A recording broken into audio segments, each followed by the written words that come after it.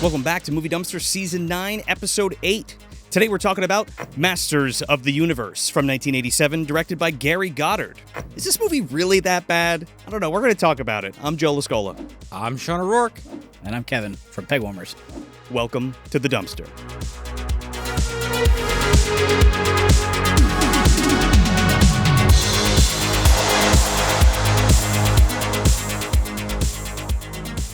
I have the power! Wait. Oh, shit. I forgot I had the sword. We have the sword. No. You didn't have to wait an hour and 45 minutes this time, Joe. You did it in the first 30 seconds of the episode. I beat it. I think that's probably going to happen in the remake that's coming along. Well, it's actually kind of smart from a filmmaking perspective. Yeah. You make people sit through the whole movie, even though I'm poking fun at it. It's actually kind of smart. We're going to talk about that. I want to introduce Kevin from Pegwarmers. What is up, dude? How are you? Doing well. Yeah, man. Thanks for having me on. Finally in the dumpster. The video dungeon. We've been talking about getting you on the show for what seems like years now. And I wouldn't want to have anybody else here except you for Masters of the Universe. Well, I appreciate being on. For sure, man. But before we start the battle for Eternia, if you want some more Movie Dumpster content, you can head over to patreon.com/Movie Dumpster. You can get an ad-free audio version of the show for only $2 a month. You can also get some great stuff at the $5 and $10 tiers. We also have something called the YouTube membership program. If you want to join that, you don't get all the physical stuff that you do with Patreon, but you do get stuff like minisodes and commentary tracks and mailbags that we do. We call them junk mails, but it's the same kind of thing. And if that's interests you, help support your favorite show. And if you're watching here on YouTube, please like the video and share it and subscribe if you're not already. And if you're listening on your favorite podcast app, leave us that 5 stars and write a review if you got the time. We always say a sentence helps, a couple of words. Just let us know what you like about the show. We're always talking about growing this dumpster community, and only you guys doing all that can get the show into more eardrums, eyeballs, I almost had it there, and everything in between, like we always say. And if you want some more Movie Dumpster content, you can always head over to MovieDumpsterPodcast.com, where we've got a store, we got a calendar with all our upcoming live events, and just tells you where all the episodes are, when they're coming out. So if you want some more stuff like that, grab yourself a t-shirt, maybe. MovieDumpsterPodcast.com. Before we get too much deeper into this, Kevin, I know we know you, and Joe's been on Pegwarmers many times with you in the past, but maybe for the dumpster bros that aren't familiar with you, could you just maybe give them a little info on yourself and your show? My name is Kevin. I have a show called Pegwarmers. It's all about action figures, and I have been collecting action figures since I was a little kid. Probably my deepest love is G.I. Joe, with Masters of the Universe probably being my second tier brand, followed by like Ninja Turtles and then Power Rangers and stuff like that.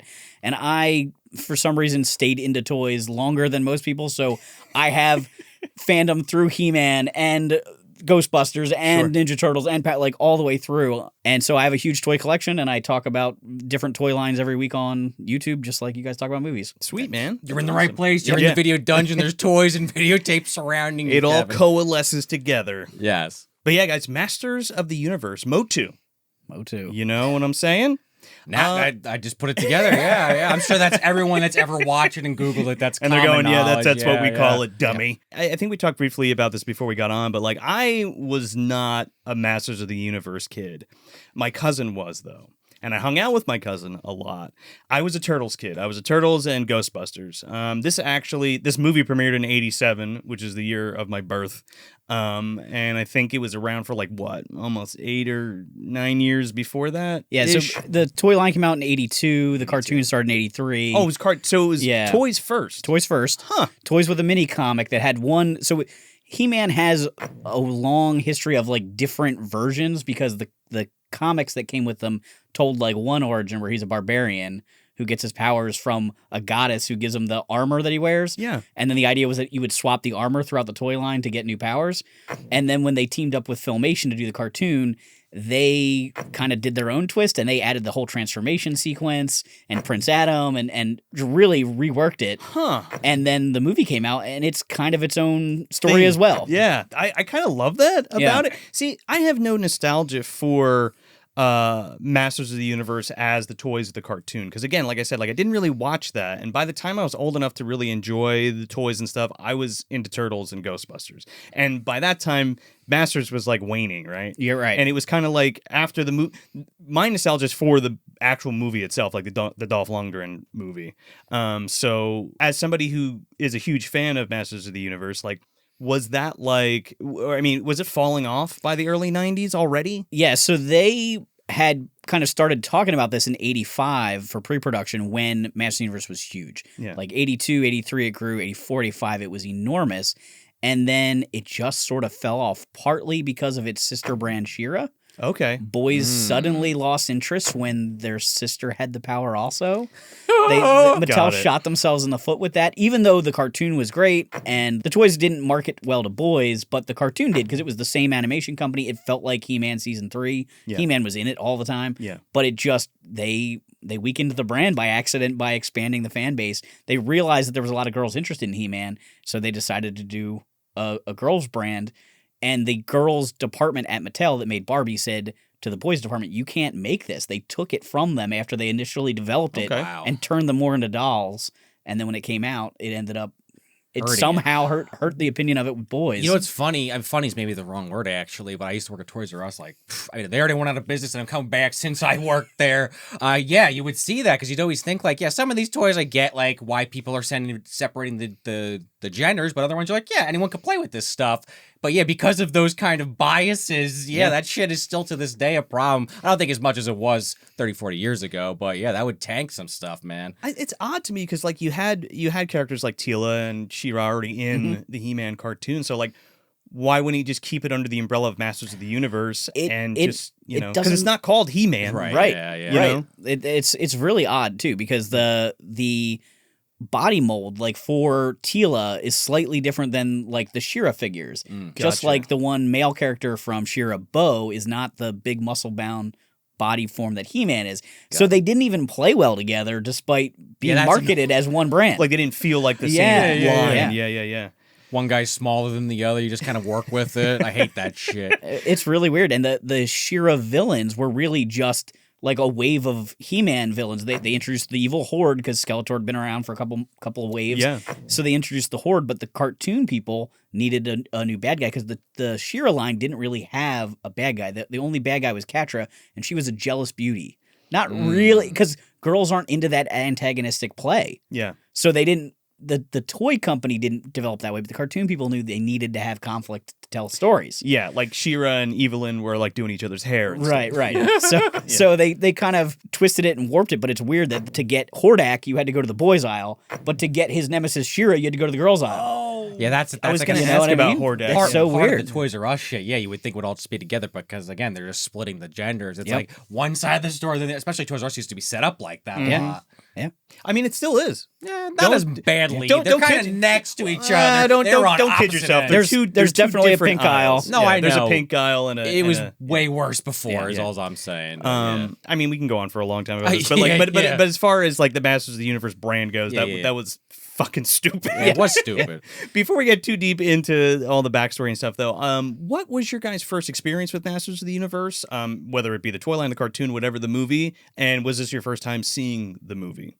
I'm gonna guess Kevin's is No, and well, I think we're both no. Yeah, yeah. For me, 100%. First time watching it. Again, I think I've even talked about it on the show in a joking manner, to be clear, that this is one of the ones you hear, like kind of like Howard the Duck, one of the worst movies ever.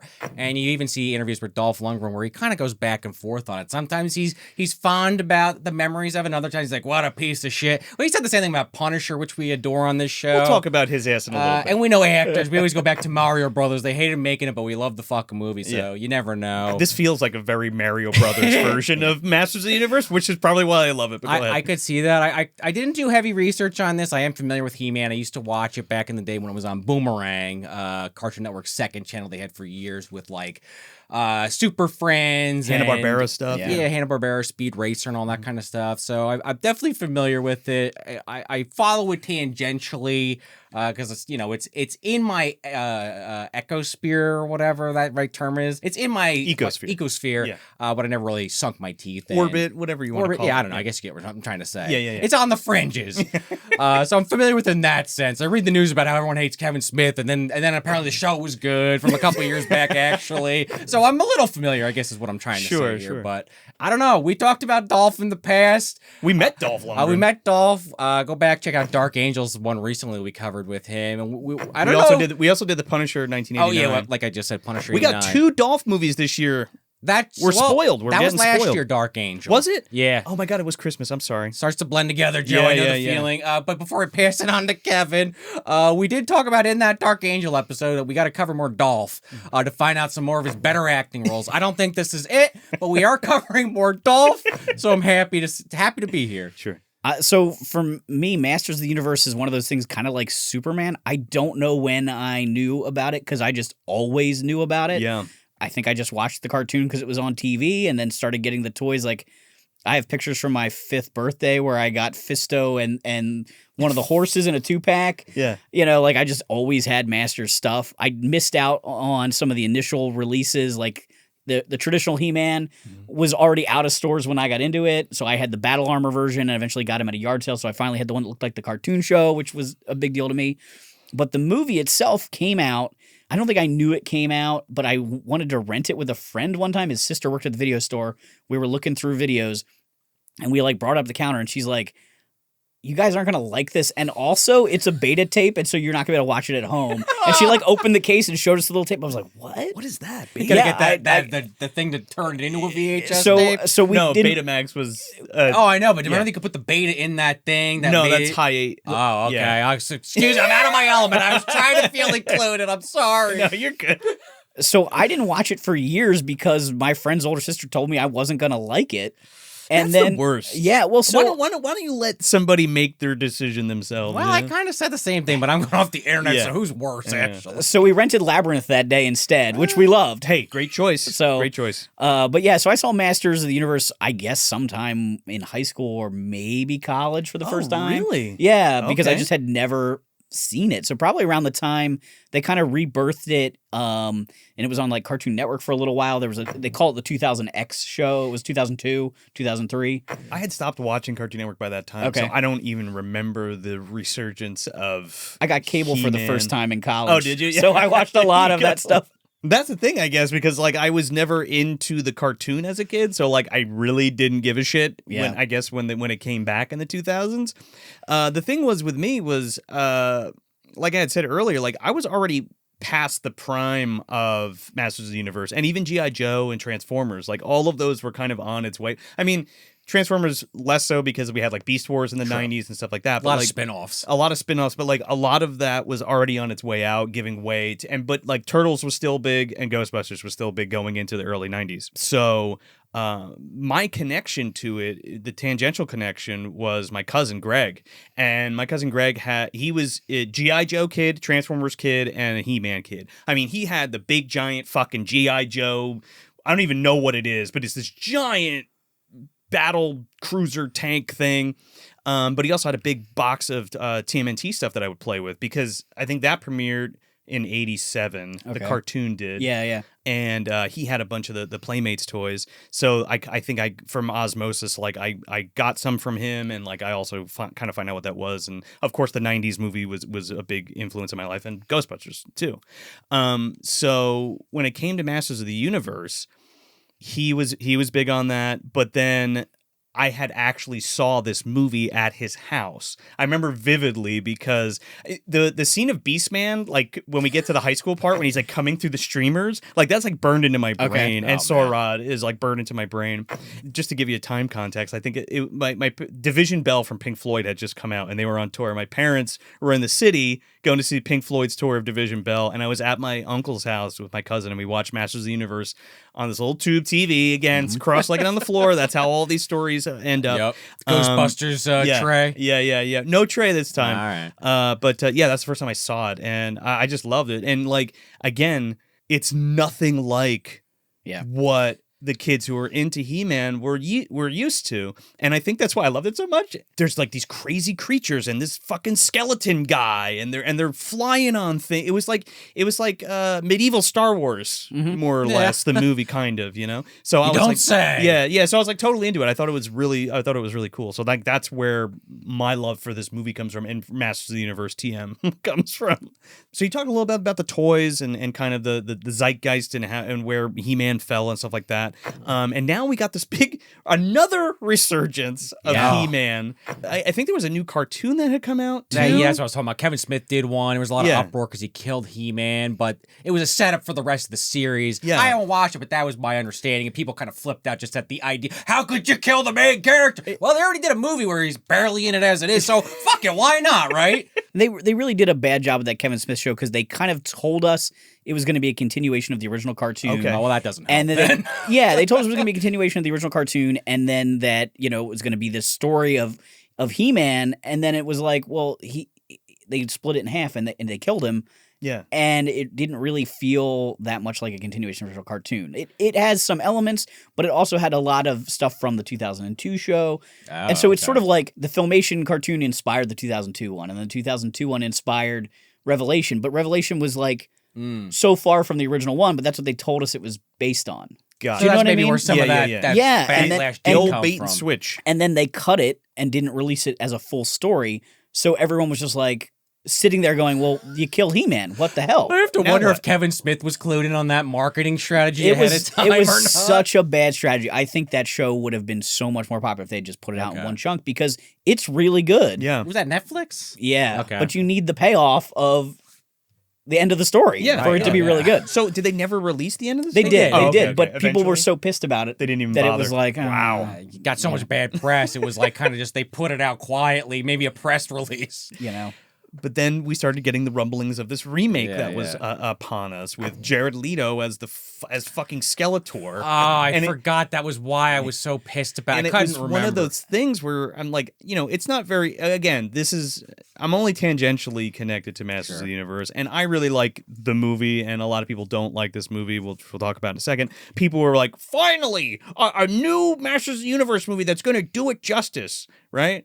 And then Jared Leto gets announced as Skeletor. He is just one of the worst actors. He was good in House of Gucci, and he was playing a satirical, over-the-top character. Outside of that, I don't think I've seen him do anything worth remembering. I don't know if there's anything you want to talk about, like leading up to the remake trailer, but like when that trailer dropped, is there anything you want to talk about in between that? Just that, there was a lot of buzz over like who was going to play He-Man Yeah. and was that person going to be able to be big enough to be He-Man. Like the fans want it to look like that 82 action figure, Sure. which was designed on purpose to be ridiculously huge. Yeah, or is he going to be CG? Right, Like, right. How are they going to do this? And are they going to do Earth? Like everyone got worried about all the same things that happened in the previous one. Right. And then the trailer dropped, and it looked pretty good, but it had Earth again, and people got real nervous again. Yeah.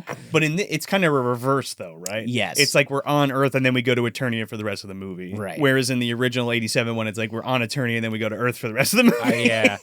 Well, because it was budget constraints. Yeah. Clearly. It's funny, though, how I have like a gut reaction just to get angry because it's a remake. It feels like more of a reimagining after watching this movie, but I guess I haven't seen it yet. But purely based on the trailer and what you guys are saying, it feels like they took the idea from the first movie, like, all right, let's do our spin on that. But I guess we'll find out shortly. It's going to be out this month. So. Well, it's harkening back to the show, like the cartoon, and I guess the comic The books, one too. odd connection, is that Queen Marlena, He-Man's mom, in the old continuity was an astronaut from Earth. Okay, I was going to ask about that. So there is a connection. That's why there's a He-Man and She-Ra Christmas special. It's Queen Marlena teaching her kids about this Earth holiday and stuff like that. So it's always had that Earth element. It's a very minor element. Like it's only in a few episodes, but it is part of the lore. That's curious. So having her send him to Earth to keep him safe Kinda actually makes sense. works. Yeah, Makes me yeah. think of Thor a little bit, or some imagining, especially the MCU version. But the comics, maybe I'm just talking out of my ass a little. But does He-Man?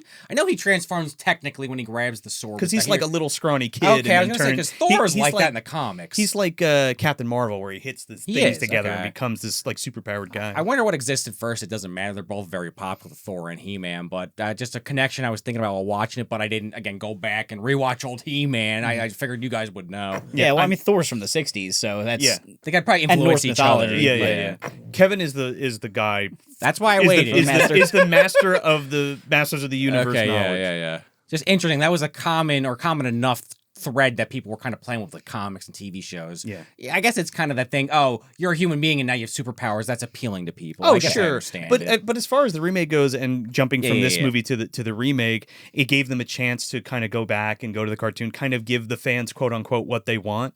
And I didn't know that about the Queen, so that actually kind of makes more sense to me. Like, for actually kind of like hit him away, and now he's like, no, dude, like I'm He-Man, like I got to go back to Eternia. Don't you remember me, Idris Elba?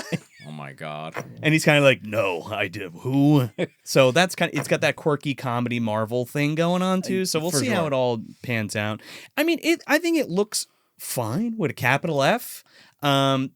But there's something about the CG that just rubs me the wrong way. Yeah. And like the fights and stuff. That's why I'll talk about it later, but like that's why I kind of, it had me pining for this movie, and I was like, we should totally cover that because there's some great shit in this that we should talk about. Sure. It's worth discussing.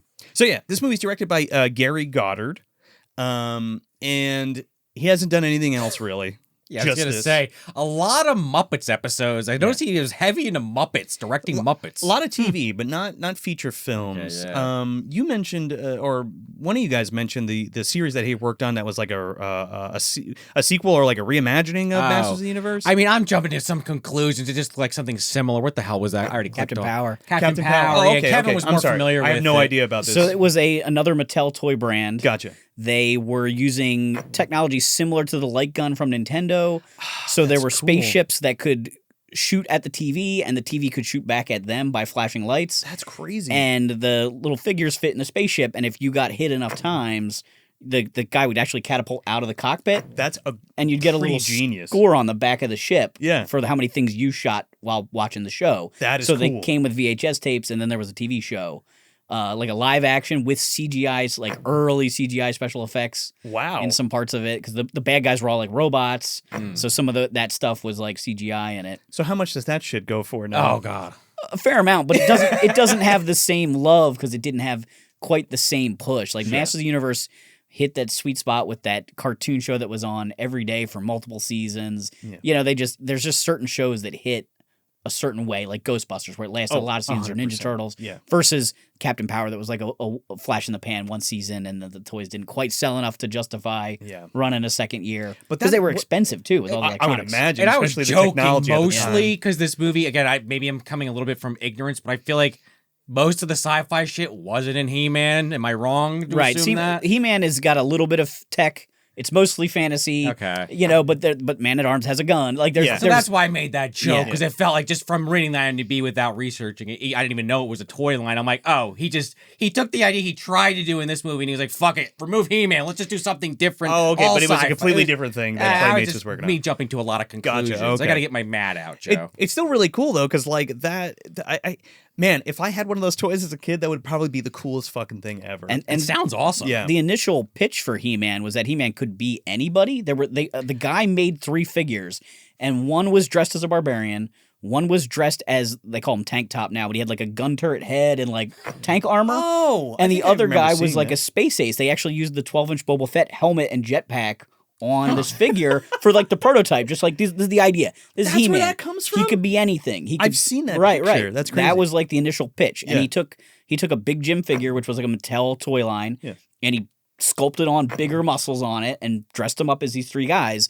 And apparently at like the board meeting, the exec goes, "They've got the power," and that was it. They were like, "We're doing it." That became the tagline. The James Cameron moment that actually happened. You know, like the $sign bullshit people joking about. Not the S. Yeah, not That's the aliens. funny. I love stories like that. He-Man was kind of always imagined to be lots of different things, and they actually tried to make it more space and sci-fi in the 90s when they did a short-lived New Adventures of He-Man cartoon show and toy line. Interesting. They shrank the figures down a little bit.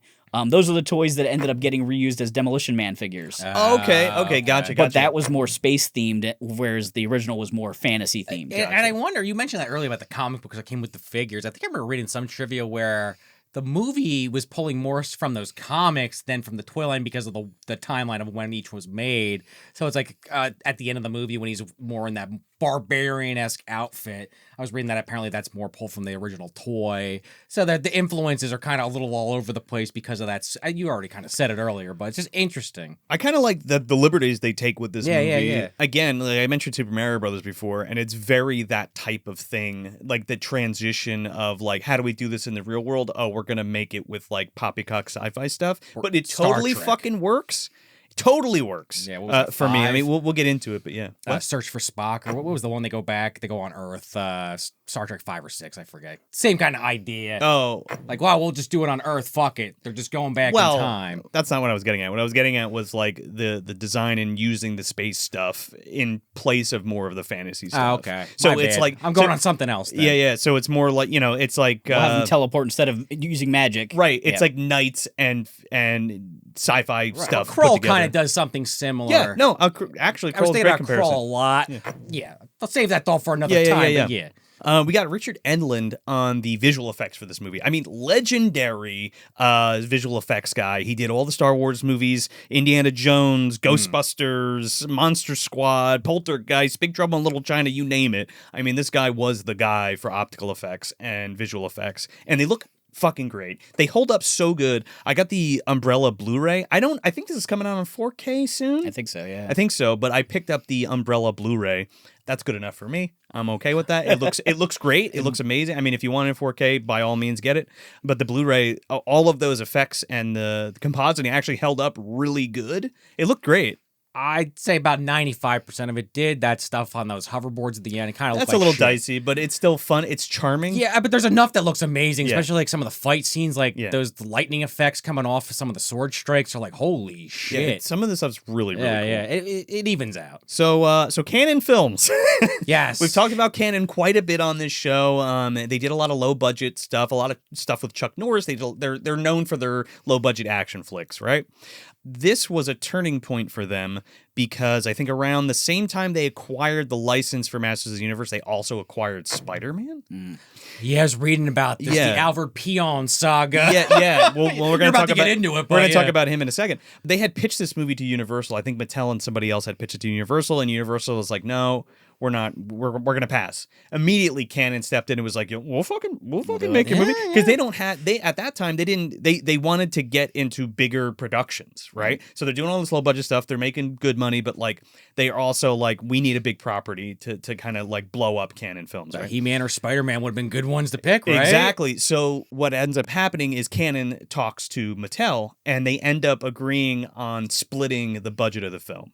So the total budget of the film is $22 million, which is like the biggest budget movie in Canon history, like unheard of. I read it was like 15 and then they needed more money and that's what jacked it up to 22. Well, so what happens is they split it 50-50, and of course Canon can't come up with the fucking money, so then Mattel is now stuck footing the bill for the rest of the film. So it ends up costing like them $22 million. It opens and totally bombs, makes 17 million up against the 22, so that's why it was a failure.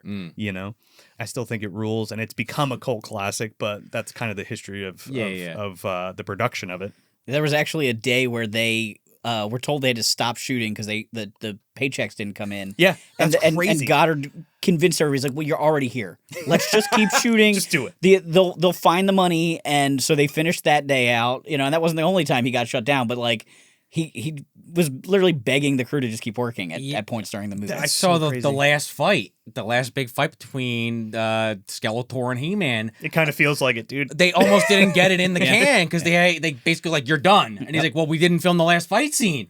And they're like, "You're fucking done." And then he had to argue with them for 2 months before he was finally able to get enough money to just fucking do one day of shooting, I guess. It's kind of dark, so like great. I could see the execs like shutting off lights and being like, "No, you got it." And they're like, I don't know, put the laser on. Let's just do it. I don't know. That's a case of like you're down to the wire. You got to make magic happen, and I think they do. But yeah, it is kind of dicey if you were to pause it in certain spots. Yeah, Canon fucked over Mattel pretty good with this one. Now, I do want to talk about the sequel. Do you guys want to talk about the sequel now, or do you want to talk at the end? I feel like if we wait till the end, we'll forget. So let's just talk about it now. So there's a famous post-credit sequence to this film where is there? Frank Langella pops his head out and goes, "I'll be back" as Skeletor. Oh, I right? usually he's not watch dead. those. I missed it. Shit. And it's been a running gag for a lot of memes and stuff like that. I'm sure Dinosaur Dracula posts religiously every year that like, so sad that we got robbed of this. Like, and he never came back. So there were plans to make the sequel. Now Dolph Lundgren was not going to come back. They had asked him while he was on set, and he was like, "Fuck no, I'm not doing this." He's like, "I'm cold because I'm in the barbarian suit, like the underwear and all this shit." And it just was not a good experience. One of his quotes was, "This was a shit show." Yeah. They also had trouble finding stunt doubles to do things for him because he was so big. Yeah. So he did almost all the stunts themselves, which sucked. Yeah, for I him. did read too that they said that partially though that was a money cutting procedure. Yeah. Like they did need one for certain shots. So a lot of it was like, save a buck. Tell them this. Yeah, just keep him doing it. So the writer for the movie comes back because they're like, "Okay, we want to do a sequel, right?" And Mattel's like, "You pretty much have free reign on what the story is, but you have to do X amount of things." And a few of Mattel's things, even for this movie, were like, you can't kill people on screen. That's why all the guys are robots, but we'll talk about that a little bit later. Yeah. But the sequel was proposed as like He-Man and the Masters of the Universe, like coming to Earth again, and then like this artist who's in a wheelchair like helps them solve some type of space crime Van Damme? or something.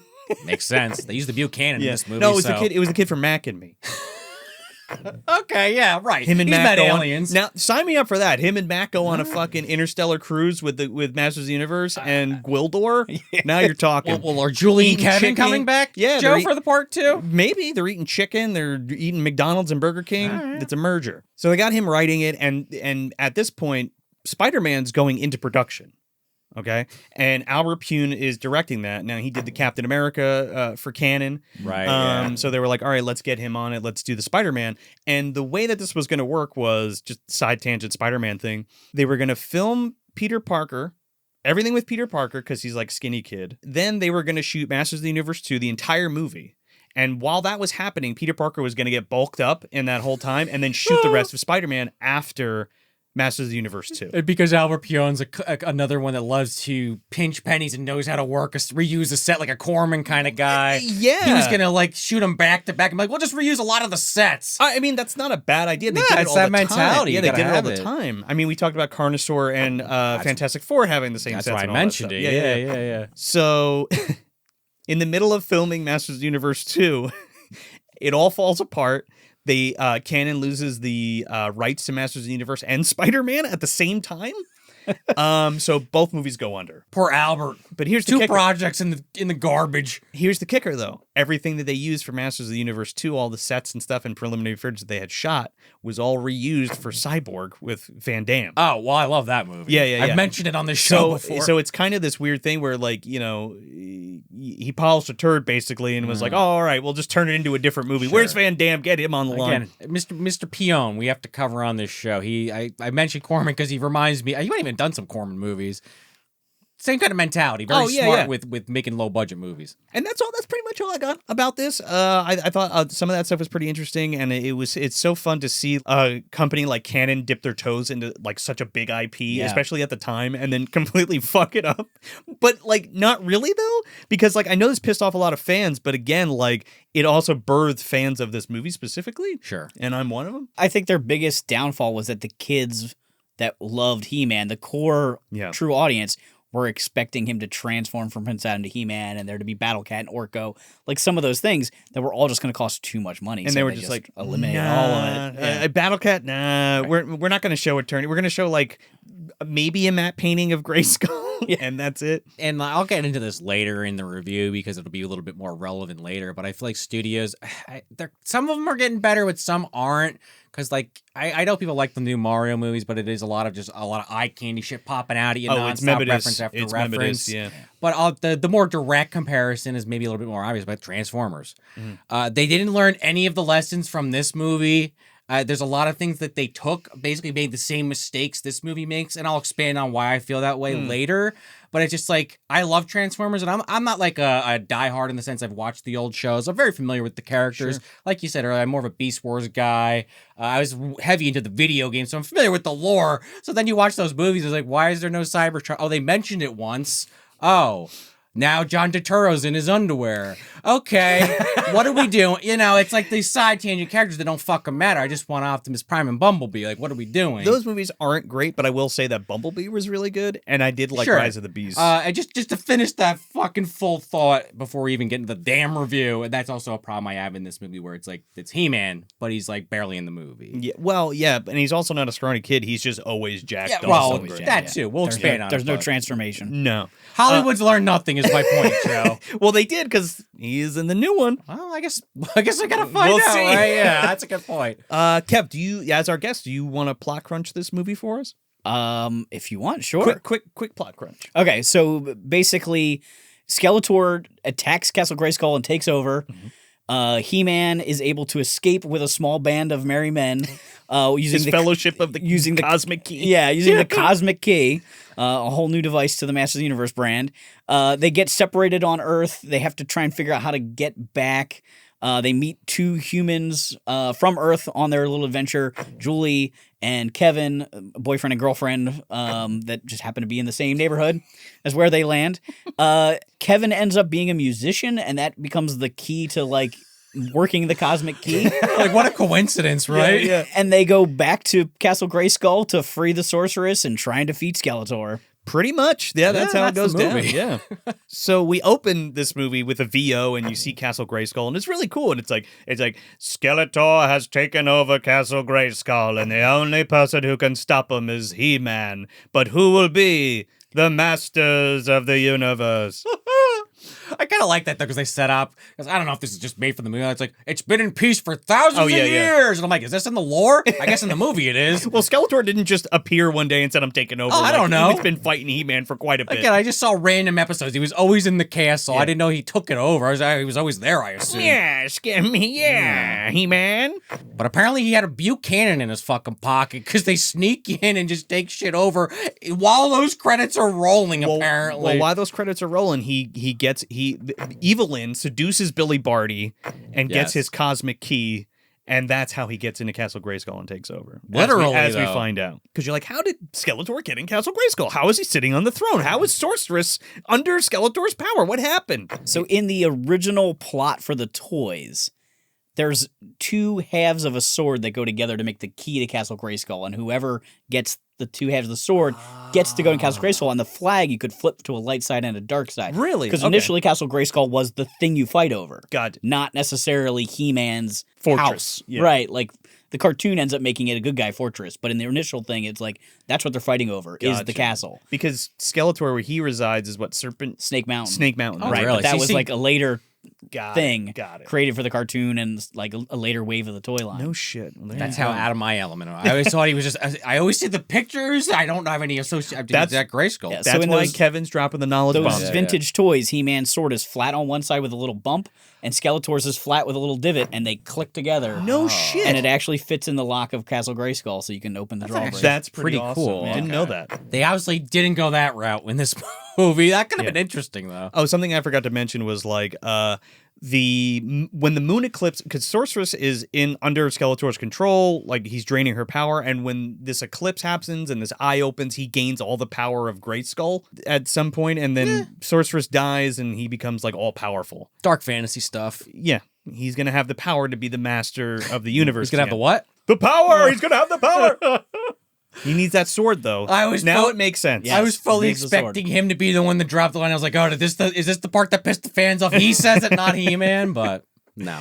So we're in Eternia, we're in Castle Grayskull. Skeletor's got all of his army in there who are the crack troops. Yeah, I guess.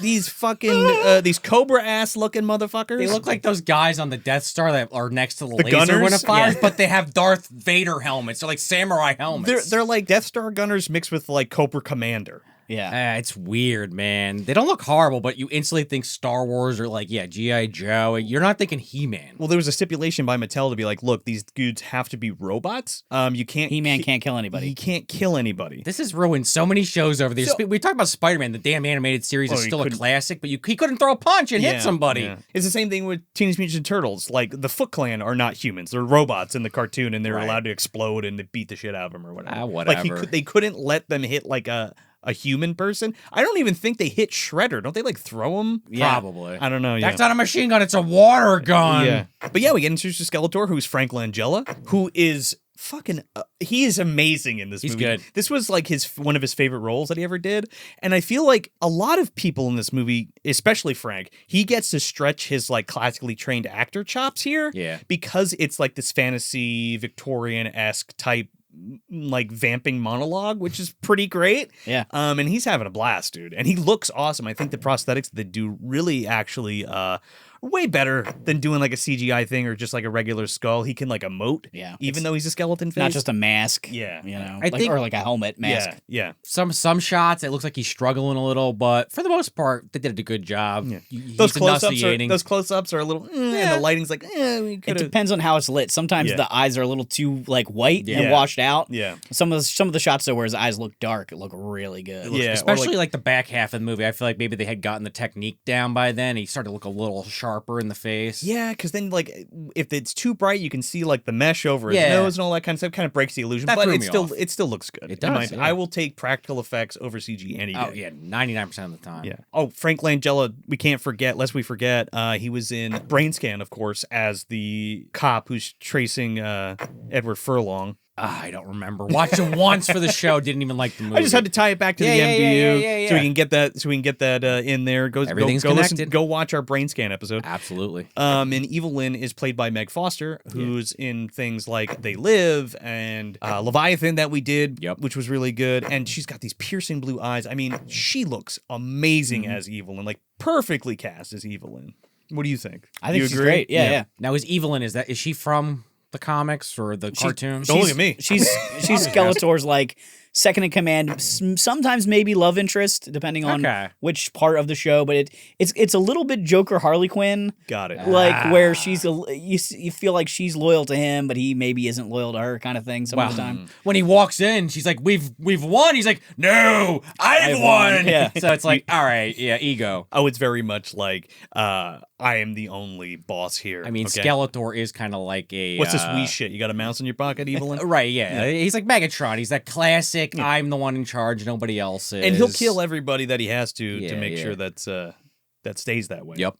And then you have Sorceress, who's played by Christina Pickles. Now, can you give us some backstory on Sorceress? Because I'm not sure exactly who that is. So in the first wave of the toy line in the first mini comics, Tila's figure could be Tila or the goddess, and she had snake armor that went on. Oh, okay. And it was two figures in one because they knew boys don't really buy girls' action figures. And so just making one character that could be both was kind of their concept. When they went to Filmation for the cartoon, they decided to get rid of the snake motif, and they made her like a bird character. She has like bird wing cape and a bird headdress. So for this movie, they kind of just went with like a sorceress, like a classic fantasy female wizard kind of thing, like a headdress and a cloak and a gown, but not really anything. There's no animal motif there this time. She looks almost identical to what's her face in Willow, which is like crystals on her head and stuff like that. Or even it's like even like Superman's mom or some shit. Yeah, maybe it's even akin to like the Urskex and at the end of Dark Crystal. Sure. Yeah. So Skeletor's there, and Frank Langella is eating every fucking piece of scenery in this movie. His mouth is full of it. He looks like a chipmunk. His cheeks are so big, coming out of the sides of the boats. So he's like, activate the holosphere, and he's like talking to like Eternia, but it's just He-Man and Man-at-Arms and Tila, and he's like, I'm taking over Eternia now, and give yourself up. And that's not gonna happen. Not on He-Man's watch. No. They're just going to go down the line. Man-at-Arms, Tila, you already said, but Man-at-Arms, is that a character from He-Man? Yes. He has a machine gun and bombs? He's played by John Cypher in this movie. He is sort of He-Man's second in command. He's kind of like a mentor to He-Man, to Prince Adam, really, before he transforms. Prince Adam, that's who. He's kind of Prince Adam's mentor, and he's the head of the palace guards for He-Man, for Prince Adam's dad. And so they're colleagues when he's He-Man, and he's a mentor to him when he's Prince Adam. And he's one of the few people that knows the secret. Tila doesn't know the secret, but Man-at-Arms knows that He-Man and Adam are the same person. So because in they the cartoon. excise that, it's Yeah, not even it's a all just kind of factor. streamlined out because they don't use Prince Adam in That this. should have been the end of this, right? Like Dolph like turns back into Prince Adam, and they're like, "Holy shit!" Yeah. Like what the? And then it cuts. Yeah, That'd be pretty good. no. But does he like this? Like a military guy in He-Man? Yeah, he's like the palace is, guard. okay. So, yeah, so he's like the weaponsmith. He's one of the more techie guys on He-Man's side, whereas He-Man's more barbarian. Yeah. Man-at-Arms a little bit more. He was ended up tech-based. being like one of my favorite characters. He was just kind of funny throughout. Just he was going, "I'm hungry. We gotta Yeah, eat some yeah. food." You're always hungry. Shut up. They're eating the fucking chicken later. He's like, "Don't think about it. Just eat it." It's like, all right, I can relate. Teela's played by Chelsea Field. I felt like she needed a little more like weapons training or something. She's always like willy-nilly with the blaster. Yeah. I'm like, okay. I feel like they just didn't have much for her. They're like, well, she's in the show. We need a female lead besides Courtney Cox. So, okay. So what is your opinion on that? Like, should they have used Teela? Should they have done She-Ra? Like, how do you I feel think about Teela that? was a good idea. Yeah. So I don't know how the rights work with. Probably back then they could have used She-Ra. It's a little bit more complicated now with the way Okay. they've like spliced up licenses and stuff. Sometimes they act like they can mix them, and sometimes they act like they can't. Like they just make a reference without showing She-Ra. Would that overshadow He-Man? I think that would have been the biggest problem. Okay, Is then got you'd it. have two powerful people with two swords, and you know. Because I think in my head, because I'm not a huge fan, but I think of them as like Conan and Red Sonja. Yeah, and they kind of are, You but know. but I think if you're gonna do a movie and you want to introduce the brand, you need to just introduce He-Man. And then That's how they did he's it. the from, hero, right? quote, And unquote. then you can bring in Yeah. She-Ra later if you want to do that. So the three of them are out there, and the Cobra troops are like going through the desert, and they have Billy Barty plays Gwildor, and instead of Orko, Right? they have Gwildor. Okay, I was going to ask. They Right, decided yeah. they couldn't afford to do a hovering character, so they just made another weird little goblin thing and made him walk. That's what I figured because I was like, kinda I like it, remember though. the guy. He was like the guy with like the mask and everything, like a Yeah. magician or something. Yeah, he's like he looks like a Jawa almost. Yeah, with yeah. with a magic. I was hat. looking for him. He's I was like a like- Final Fantasy character kind He of. does, like Vivi from 9, Yeah. literally. They're- Black Mage. They originally were going to call him Gorpo. And Filmation liked to flip drawings to save on animation. And they were like, well, we can't have the G because it will be backwards. So they switched it to an O, and the name became Orko. Which was common Really? again because Yeah. I mentioned Speed Racer earlier. I'm actually watching the Japanese version. Was it Maka Go-Go? I guess I just haven't seen Speed Racer in forever, but they do that. The letters on their shirt, and it's like G, and it's like, oh, when you're watching Speed Racer, it's like, what the fuck? It's because his name's Go, Yeah. or whatever, Mach or some Yeah. shit. It's just that's kind of funny you mentioned the letters on the shirt. So they kill all these guys and they save Gwildor, and I love it because he's like, help me, and he's like, yeah, we heard you. Shut the fuck up. We got it. He's like in a net. He's like, why are you so important to Skeletor? Why were nets such a powerful weapon in every 80s property? They were magic It's nets. impossible to get out of a net. Everyone needs help getting out of a net in every 80s property ever. I'm pretty sure when Billy Barty, who's also in Legend, by the way, which we covered with Tony from Acting Screwball. Movies, Screwball, which I think is his brother. And just to let me get this out of the way, we might have talked about this before, but he's Lubden's dad, Leprechaun's dad, I'm pretty sure. Or he's got to be related to Lubden. In the MDU, this fucker basically looks exactly like Lubden. He's a leprechaun. He's a red hair. He's short. He's basically a gnome. I think he's got magic powers. They definitely hang out together. I think it's right? his dad. I don't think it's his dad, but Because, you always go the opposite of your father. He's such a nice guy, and Lubden the Leprechaun is such a piece of shit evil. I could see it. We might go back in the category. We talked about it at some point. I think he's definitely a member of the We People's Guild for Sure, sure. But I don't yeah. know if he's Lubden's dad. That's my theory. He in like the movie he, dumpster like, universe. he plays his little key and he shows up at the barbecue. You know He what could I be mean? Lucky's dad if we remove Lubden It's from possible, the situation. yeah. They Kevin's coexist at the drinking same this time. all in, right? Yeah, he knows the deep lore, of course. I do love Billy Barty in this, though. He's so good. He plays like they're all kind of fish out of water, but he is the ultimate with it. Like they even have him drinking hot sauce at one point. I'm like, that He's is drinking fucking barbecue sauce. disgusting. He's like, oh, delicious.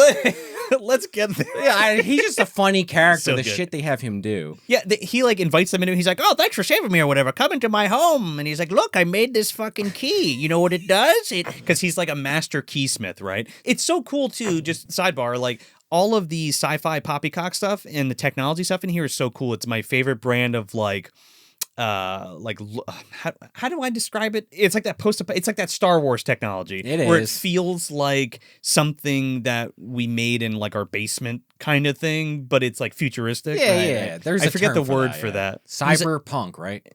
No. Although it does come up in cyberpunk movies. Yeah, no, it does. But he's like, look, I made this key, and the key can transport you anywhere you want to go, even across the cosmos. And he's like, well, why the fuck did you give it to Skeletor? And he's like, oh, well, Evelyn came in, and she was just so hot. What was I going to say? No, so I gave it to her. He was like, well, our people are very trusting. We just say yes to anything unless we're given reason otherwise. He's like, if I knew he was the evil lord, I definitely wouldn't have gave it to him. Maybe. Right, he doesn't even commit to it 100%. He's like, well, she was very good looking. She had these eyes. They're like, Evelyn. Yeah, it was definitely Evelyn. She didn't mention her name was Evo, but she took her top off. Clearly. What else worked, right? I wasn't staring at her eyes. And they're asking him, like, again, like we kind of talked about it already, but like, oh yeah, so you use this and that's how they got it. And he's like, yeah, I feel really bad about it. Oh well. Yeah, oh well. All these people are fucking dead, by the way. Meanwhile, so Karg, you don't get like formally introduced to him yet, but Karg is one of my favorite characters. This guy right here, he's one of my favorite characters. He's like he's described as like a bat monster online because I'm like, what does he kind of look like? Like a rat to me. Yeah, he's like a rat. He's got this great fucking head of hair. That guy from Harry Potter. What the fuck is his name? His like job title is the assassin. The assassin. He's got a hook hand, and my name's Karg. And like he they blow open this door to Gwildor's house, and they capture Gwildor. Or no, does he go? He they have a secret passage. Yes. Yeah. Yeah. Then he happens. Oh, I have a secret passage. Where's it go? Right to the basement in Captain Grayskull. It's like, well, that's convenient. Because they're like, well, can you transport us into Grayskull's throne room? And he's like, no, I can't do that because of whatever. I don't know the coordinates, but it's like, well, there's a trap door that leads right to Grayskull. It's like, you could have just told us that before, man. Good comedy. Yeah. So, yeah, like I already said, Skeletor's, once the Sorcerer dies, he's going to get all the power. He's going to be the all-powerful masters of the universe TM. There's like a big shootout and stuff, and, you know, there's a lot of cool action in this movie. That feels the most like Crawl. There's some great set pieces in this, and that whole throne room of Grayskull is all practical stuff, and it looks great. And I'm watching the movie, and I'm like, okay, I heard this is on Earth, and that's why everyone hates it. Like, when the fuck is that going to happen? Because I'm actually enjoying what I'm watching so far. The setup is not bad. It's not bad. It's totally believable. Yeah. So he, you know, they don't know any better. And the thing with Gwildor is he doesn't know the real significance or power of this key. And he's like, I don't know. I'm just going to punch a bunch of numbers. And, you know, He-Man's like, get us out of here. We're going to get killed. Right. Like, he invented it, but Evelyn seems to have a better handle on how to operate things. She has, and she's like, do, and the portal opens. He's like, I hit like 80 buttons, but it's still not working. Well, that's what it is, because he doesn't have like a nefarious mindset, so he's not thinking of how to use it in an evil way. They kind of say that, when like all they do, like Skeletor literally has it. He's like, I know where the throne room is, and like puts himself in, and that's how he gets into Grayskull in the first place. And they also have their own version of the key, but kind of like what Kevin was saying with the swords. It's like a matching set, right? Yeah, it's like you need them So his version is like the prototype one that he still had at his house or whatever. And they have the good one. Yeah. He's like, I need that one. Shit. Mine's not as good. They had another key? What do you mean they had another key?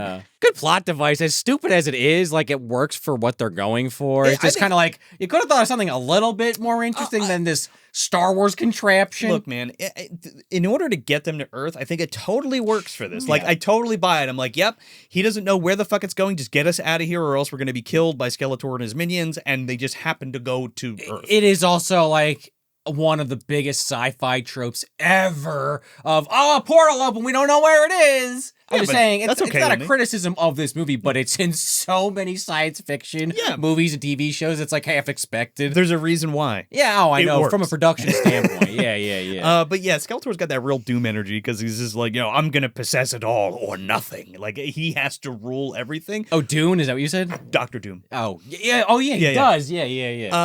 He even kind of looks like him, honestly, with the hood. One of the strangest things about this movie is that, like, Skeletor does not give a fuck about this other dimension or ruling Earth. He's just like, I just want to rule Eternia. You know, even though he's got the power to control the whole galaxy, right? Yeah. To be the master of the universe. He's the master of the universe in his own mind. Yeah. And you find out later it's even pettier than that. He's just like, actually, I really just wanted He-Man. Like, I don't even really care about the rest of this bullshit. Yeah. So the whole thing is like they have to. now they're gone. Now He-Man and his group are like on Earth, and Skeletor needs to track them. They're like, whenever he uses the key, like we got to plot coordinates and we'll go there or whatever. Yeah, but like going to Gringotts, it's not that easy. They spoke the wrong word, and now the teleporter jumped 100 feet to the left, and they can't find it. It's so good because they like end up on Earth, and they're like, oh, this is weird. Like, oh, I wonder what planet we're on. Oh, it's just they pull Gwildor like out of the mud, like R2-D2 out of the fucking swamp. Literally. And he's like, relax, it's just mud, like you're fine. This cow walks up. Which still makes no sense. What is this cow doing in the middle of nowhere? They're near civilization though too. It's not like a field. They're like in a wooded area next to a burger joint. Like what? In LA. I don't know. Maybe it was it was the burger joint, right? It was the cow that was they killed the cow on site. Yeah, I mean it's fresh. It's the best. That one, the one that got away. Yeah. Oh, guys, you lost this cow. No. But Gwildor's like, I'm going to communicate with it. And he's like, moo, moo, moo. Funny shit, man. All right. And then he runs off. I love it. So then we're introduced to Julie, who's played by Courtney Cox, dude. This is her first film role. I don't know if she just got a lot of plastic surgery. She just looks okay. She's got a shit ton of plastic surgery done. And thankfully, she kind of reversed it. Sort of. I just didn't clock it at all, and then I looked it up after, and I was like, usually I'm pretty good about this shit, but I'm like, all right, so we got Jennifer Aniston in the actual Lubden movie, and now we have Courtney Cox in the not actually Lubden movie. So that, again, Joe, the connections are there. Well, they both started in B movies that they like to forget about. And this was right after she was in the Bruce Springsteen video. Yeah. Oh, was it? Okay. That was like the whole thing. It's like, well, she's everybody on set's like, well, she's from the Springsteen video. Put her in there. They didn't even know about Friends yet. They didn't know it was coming. Just sidebar too, like, ladies, you're beautiful. You don't need to fucking touch your face. Please, for the love of God, you look like monsters when you do that. Or anybody, for that matter. Look like Chucky. Yeah, and unless you had some kind of, like, awful damage happen to you, don't get plastic surgery. Just age gracefully. I mean, Michelle Pfeiffer. Need I say more? I have no idea what she looks like. Beautiful is what she looks like. I didn't know which way you were going with that. Could have went either way. Because she didn't touch her face. Yeah, I got you now. Not that you can notice, so let's put it that way. So Julie's working at the Hungry Heifer, man. She's working. Eddie Deazen's in the back. How about some buffalo chips and remote shake? Fucking Critters 2 feels like it's plucked right out of this movie with the sci-fi shit in modern times. It's 100% they had to rebrand, right? Because when the bounty hunters came, they blew the shit up, and they were like, "Fuck, man, we're not calling it Hungry Heifer. We're calling it whatever. What is it, like Johnny's chicken and ribs or some shit?" That place with the fucking Hungry Heifer was just shut down for contamination. There were so many dead krites in that place. There's like krites in the fryer and in all the meat and stuff. OSHA fucking shut that place down quick.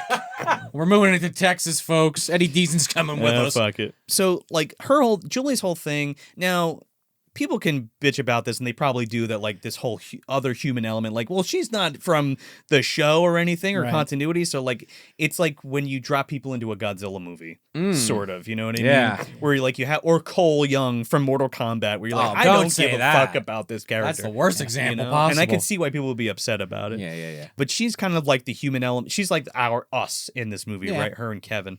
And James Tolkien, which we'll get to. Her whole thing is she wants to move away because her parents had passed away, so she like wants to start fresh. She's gonna like break up with a boyfriend, and she's gonna move to New Jersey because that's what you do, I guess, is move to Jersey. Sure. When we find out why her parents passed away, it's a little bit more traumatic. And then you can kind of see like, okay, she wants to get the fuck out of here because of what happened. All the memories and stuff. Yeah. Her friend is a real piece of shit though, because she's like making her feel bad about it. She's like, well, you can't just leave. What about Kevin? Kevin loves you. Not you, the other Kevin. Yeah. And also uses her dead parents as like an excuse. Like making her feel bad about it. Like, well, your parents wouldn't want you to move away. And it's like, dude, that's a low blow.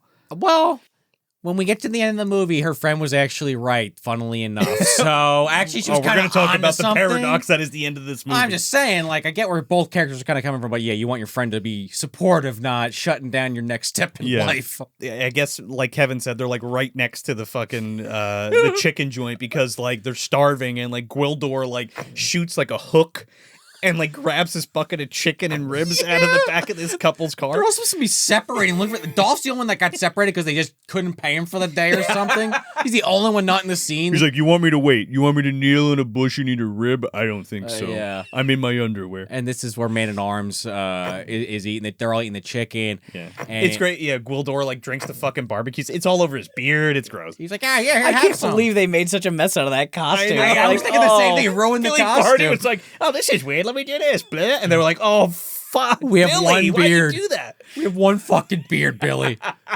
But yeah, I love how Man at Arms is eating the chicken, and then like he knows instantly what it is. He's like, "Yeah, those are ribs." And then Tila's like, "Oh, these were an animal." He's like, "Yeah, don't think about it, just eat it." He's like, what's this white stick? And he's like, it's a rib. Rib, yeah. And it's like, do they not? Do they Guess not eat not, meat on yeah. Eternia? Yeah. War times, that's Gwildar's it. like, but it's so delicious. Like he's thinking about it. He's like, I'm gonna keep eating this fucking rib. I do love that gag though with Man at Arms, aka I think they say his name's Duncan once in the Yeah. movie. My father, Duncan. Also, Tila's his daughter. In case they say it once, there you if go. you don't know, is that in the show? Yeah, there's Okay. there. Sometimes it's his daughter. Sometimes it's like an adopted daughter. Okay, that works. Yeah. But he's Took her like, under my wing kind of thing. yeah, he talks about his war stories, and you can kind of tell he's told them a million times. He's like, oh, this one again. Yeah, 30 days with barely any rations. We know. But I kind of like that kind of character. You see that in a lot of war movies. And even though you said something else, I thought you said Dune before, and I think of like Duncan Idaho. There's a character that's like that, where it's like, oh, he's there to help out the character to learn something. And then, move on. They also provide like most of the comedy, like of course Billy Barter, but Yeah, even yeah, Man at yeah. Arms and Tila have like comedy Because relief they're out of things. fish out of the water, too. Yeah, well, that's what it is. It's a big fish out of water movie, and I think it works for the most part. It doesn't matter, but I was wondering what that couple making out when they turned around to finally eat their lunch. Like, what the fuck happened to our chicken? That's why you got to separate sexy time and lunchtime. Yeah, They're your two fried different foods. times, or else fucking Billy Barter's gonna steal it Oh from God! Or he turns into a Sid Haig situation where he's got the chicken wings in bed with his woman, and it kinda George gets messy. Costanza made that mistake. He did. That's true. That's you. right. Or you attract a robotic T-Rex with a human brain in it, and then it eats your girl while you're having sex That's in there. true. Yeah. Michael's brain was removed. Yes. So Kevin and Julie are going to like his rehearsal for his band, and like it's at the high school, and he's like, I guess it's like a senior prom or some shit. I or don't like get the timeline on Yeah, this though. it at wasn't all. well explained why he was playing this gig or why they were rehearsing at the school, but they're rehearsing there's at school. context clues. There's like a Yeah. banner that says like welcome seniors or goodbye seniors. So I think it's like an end of the year like dance party Something, thing. yeah. I just bring up the timeline because she says in the car with them, yeah, I forget if she says it to him or it's to the friend at the chicken place, but like she's gonna break up with him because she's gonna move. Yeah. But then they have a conversation like, we already talked about it. This is it. It's done tonight. Okay. Well, we still have time to see my show, or at least me set up. Soundtrack or but- sound check. Excuse Right, me. but her plane is like leaving at 7:30, and it's already like midday. So how many hours does she really have? It becomes a mute point by the end. But Yeah. I was thinking about that. Like your final hours together, you still are kind of in love, but you're trying to make this hard decision. But he's gonna just not cancel a show. He's not gonna spend a few more hours with his girl. I don't know. Plot has to happen. I understand that from a movie perspective, but I'm like, I'd be like hanging out, like doing stuff. Now, come to my show. I'll never see you again. Well, it's also kind of like parallel to like what happened to her parents. Sure. That we'll talk about in a little yeah, bit. yeah. Of like what she was doing when that was all happening Yeah, and why. I'm putting reality into a movie. I'm sorry. The things I think about. Before they go to the sound check, they go to the graveyard because she wants to say goodbye to her parents before she leaves. And she says goodbye and stuff. And they come across the cosmic key that left a crater in the fucking graveyard. And he's my like, God. Kevin's like, holy shit, man. He's like, check this out. You know what this is? She's like, what? He's like, what are those Japanese synthesizers? And he's like playing it, and it's like beep beep beep beep beep The beep. tone's a little all over the place though, because she's at the fucking in front of the two gravestones, like, yeah, it's horrible. He's like, well, they died in a plane crash. It was nothing we could have planned for. It was a freak accident. Well, she blames herself for it. Of course, Yeah. but it is this thing like, oh my god, this is terrible too. Like the fucking satanic piano from Tales from the Dark Side or something. Kinda is, though. But yeah, I mean, again, they have to find it for the rest to happen. But yeah, maybe it takes her mind off of things. I don't know. This is also kind of great because you're like, well, how the fuck is Skeletor going to track these people, right? Two Or morons this pick it key. up. Yeah. And it's like, everybody who plays it is somebody like, what the fuck is that thing? Yeah, Give yeah. me that. Like, because obviously He-Man and Tila and all of them would not play it or mess with it. Play it, So right, everybody's like, what is that? And they got to touch it and like, look, it makes these rad sounds and check this out. He like presses a button and like this portal like opens up above him like a mini one. Makes all these crazy colors. Like, and this shit. is the greatest synthesizer I've ever seen. Yeah. Like, I gotta take it to my friend Charlie at the music store. He would know what it is. So Skeletor's like, oh, the Death Star gunner's like, oh, we got a lock on the key, sir. And Skeletor's like, bring it up on the map. And he like opens it up. And you were joking too. It's Google Earth. Yeah. Oh, God, It's it fucking feels like it, Skeletor's yeah. Google Earth. And it like zooms and he's like, stop, that's good enough right there. You think they got the technology, like Keyhole got the technology from Skeletor for Google Earth? Maybe. And then Google bought it. I think that's what It happened. makes me wonder how much of the budget Canon spent on this fucking photo. I guess it was probably a helicopter. Satellite but photos. They probably used it in some other movie before. Sure, yeah. So when the key activates, they're able to lock on the thing. So now Skeletor has the coordinates, and he gets together his like band of mercs to go after them. He's like, and Carr comes up. He's like, "Should we bring an army?" And he's like, "No. Just go out and check it out. Bring He-Man back. We don't want a big fucking ordeal." And he's like, "Okay." So we get our mercenary lineup, and these guys are fucking awesome. You have the traditional Beast Man, who's part of the original Masters of the Universe thing. Is Blade part of the original Masters of the Universe? Blade was Okay. made for the show. So everybody for the but movie. Beast Man. Yeah, and they seem to claim that it was like budgetary concerns, but two of the people are like giant suits that seem more complicated than they would have to be to do other Masters of the Universe characters. But like, isn't one of them like Claw or like Lockjaw or some shit? Yeah, so Trapjaw has the hook hand, which is an odd similarity. Yeah, and it's like, well, why don't you just make Trapjaw? I don't get it. Whiplash is another lizard man type character. Yeah. Why not do that? Triclops, who is a swordsman that has a weird visor with 3 different eyes on it, is like Blade just with a different helmet. Like, And I didn't know, so I watched this movie and then I go look at the Masters of the Universe cartoon. I'm like, where's Karg? Right, Where's yeah, I Sauron? guess that's Where's why Blade? Where are these these guys? are all guys that related we never see in the cartoon. Yeah, they're also like legally distinct versions of the characters, which is also weird. But they're fucking cool, man. Karg rules. Sauron's my favorite because I just like reptile guys and like dinosaur people and all that kind of shit. In general, Blade is kind of cool. He reminds me of somebody specific, but I can't put my Kano. I think it is Kano. Yeah, Kano instantly is what I thought of. No accent, but just, it's the eye and the blades. Like, yeah, there's something about him that gives you like Or like Mad Max, kind of. Yeah, like a Mad Max character too. But they're fucking cool. And he's like, I want you to go bring He-Man back alive. I don't care what you do with the rest of them, but make sure you bring back He-Man alive because he has to be my slave and I have to break him. We can't kill him. So they open the door and he's like, do not fail me. And they all go to fucking Earth. And they show up at the high school. And meanwhile, like, Kevin's, like, doing something. He goes to Charlie's with the device. He goes to Charlie's. I'll be back in 15. Which makes no sense. He leaves Julie at the high school. Yeah. And she's like, I want to hang here so I can just, like, take it in before I leave or whatever. Plot convenience. Yeah.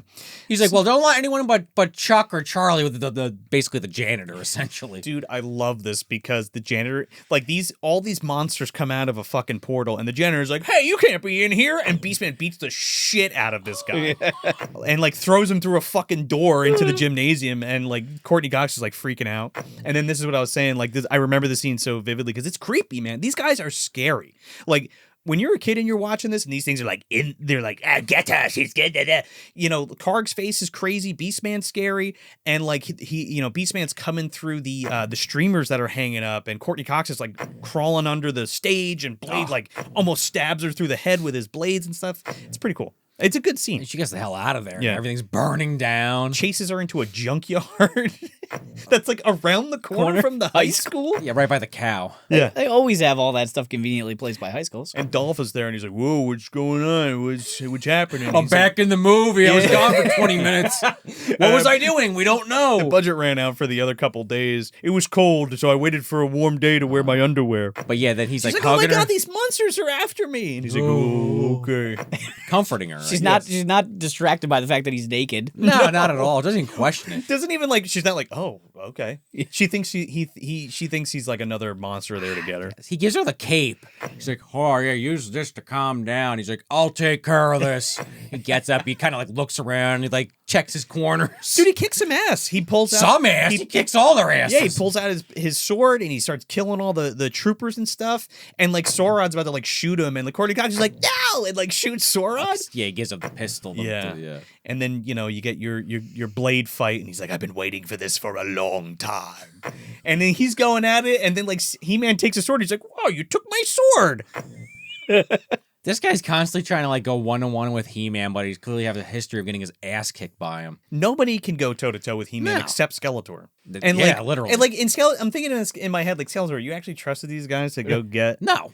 But He-Man? that is also a classic. Like, Yeah. he's the cartoon's always yelling at them for being idiots, and messing things up. Star, so. damn you, Starscream. I mean, that voice, just the iconic voice. That's the one thing was missing from this, but I just feel like people wouldn't have bought into like No. the screechy voice. Yeah. Kevin's at the music shop. They operate the key again, so now they have like another location for it. I love all the like ambulances and fire trucks are going down the road, and Chuck's just like, the fuck? I don't call him Chuck, it's Charlie. Short for Charlie. He's like, there must be a huge accident. We gotta check that out.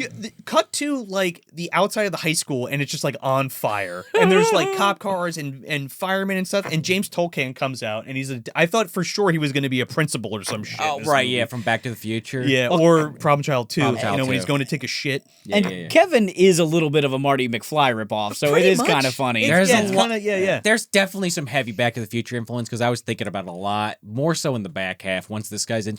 Funnily enough, I love when the generator gets taken out. And he's on the stretcher, and Kevin runs up to him, and he's like, "What happened?" He's like, "You don't even want to know," and like put him into the ambulance. It is kind of funny though. Like we know what it is. Kevin has no idea what it is. He thinks it's a synthesizer, but he's running around with this fucking teleporter. It looks like a fucking gun, for Christ's sake. And no one questions him about it ever. Like the cops just like, all right, yeah, what is that? Actually, doesn't even ask him. He's just like, who are you? And he's like, oh, my girlfriend's in there. He's like, you're coming with me. We'll go look at your girlfriend. No one answered about this fucking device. Could be a laser pistol. I don't know. It looks strange. James Tolkien is like, what are you doing here? Where's your girlfriend? Where's this? Where's that? I got Austin. I got break-ins. I got all this shit happening. And the school's on fire. What are you talking about? Where is this? What is that thing? A synthesizer? A key or something? Down the street, Stephen Mocht is like at the museum trying to figure out where the mummy went. And turns out he walked right out the door. Right. Some guy, he just got a call that some guy was screaming about being a werewolf and fucking got shot at the police department. And Biff just crashed into a big pile of shit. There you go. So there you go. He's trying to get that fucking almanac back. So Gwildor like hot wires a Cadillac. It's basically like the Neutrinos Cadillac. Yes, it totally is the Neutrinos car. I love this car. This pink TMNT. Cadillac. Yeah. He comes pulling up. He's like, yeah. He's like, it ran on some kind of fossil fuel thing, but I hooked it up, so now it runs on neutrons and all this bullshit. They all just get in, okay. And they're like, all right. And this thing's like flying down the street. Again, it's the Neutrinos Cadillac. So the Mercs return to Skeletor empty-handed, and they're like, we didn't find the key, my lord, and He-Man and the army took us over, and then we were outnumbered. Yeah, the army. He's like, bullshit, you just failed. I said I don't want to hear any failure. Hey, Blade's mostly the one getting shoot out, so you think he's gonna get killed. Yeah. No, the fucking like leopard guy does. Leopard? He's the lizard. Lizard, there you go. Leopard, Jesus, I was way off. Sorod gets fucking zapped by Skeletor and just like disappears. He's the only person in the movie to actually die, by the way, with the exception of the robot guards. Yeah. Well, then Evelyn like chimes in like, well, what do you really expect? And he's like, I expect you to take care of it. She's like, I wasn't signing myself up. He's like, then you should have shut up. Yeah, wait a second. I'm not going to, what? You should have chimed in, asshole. Yeah. It's like, yeah, she should know better. She gets it fucking done, though. He should have sent her in the first place. That's true. Well, she's competent for the most part. We go to Julie's house. I just want to mention this because, like, James Tolkien's there, and he's, like, asking Kevin to, like, show him where Julie's house is and, like, where she could be. And she, like, calls him, and there's this weird, like, back and forth on the phone. Oh, he does, like, the classic, like, someone's listening kind of routine. Yeah, but he's got the key, and he's like, so what exactly is this damn thing? And he's like, it's a synthesizer, man. I make my music on it. And he's like, oh, really? And he starts, like, banging on it and, like, just playing. He's like, hey, that's some shit. And then for some reason, I don't know, again, did Baldwin hand him the script? That's an old joke. Did Baldwin hand him the script from off camera? Because he's like, out of nowhere. No one like gave him any kind of advice to come to this conclusion. He's like, hey, kid, I think this isn't a synthesizer. Like, you know what? This isn't a synthesizer. What clued him in? I don't know. They were like, the next plot point needs to happen. We don't know.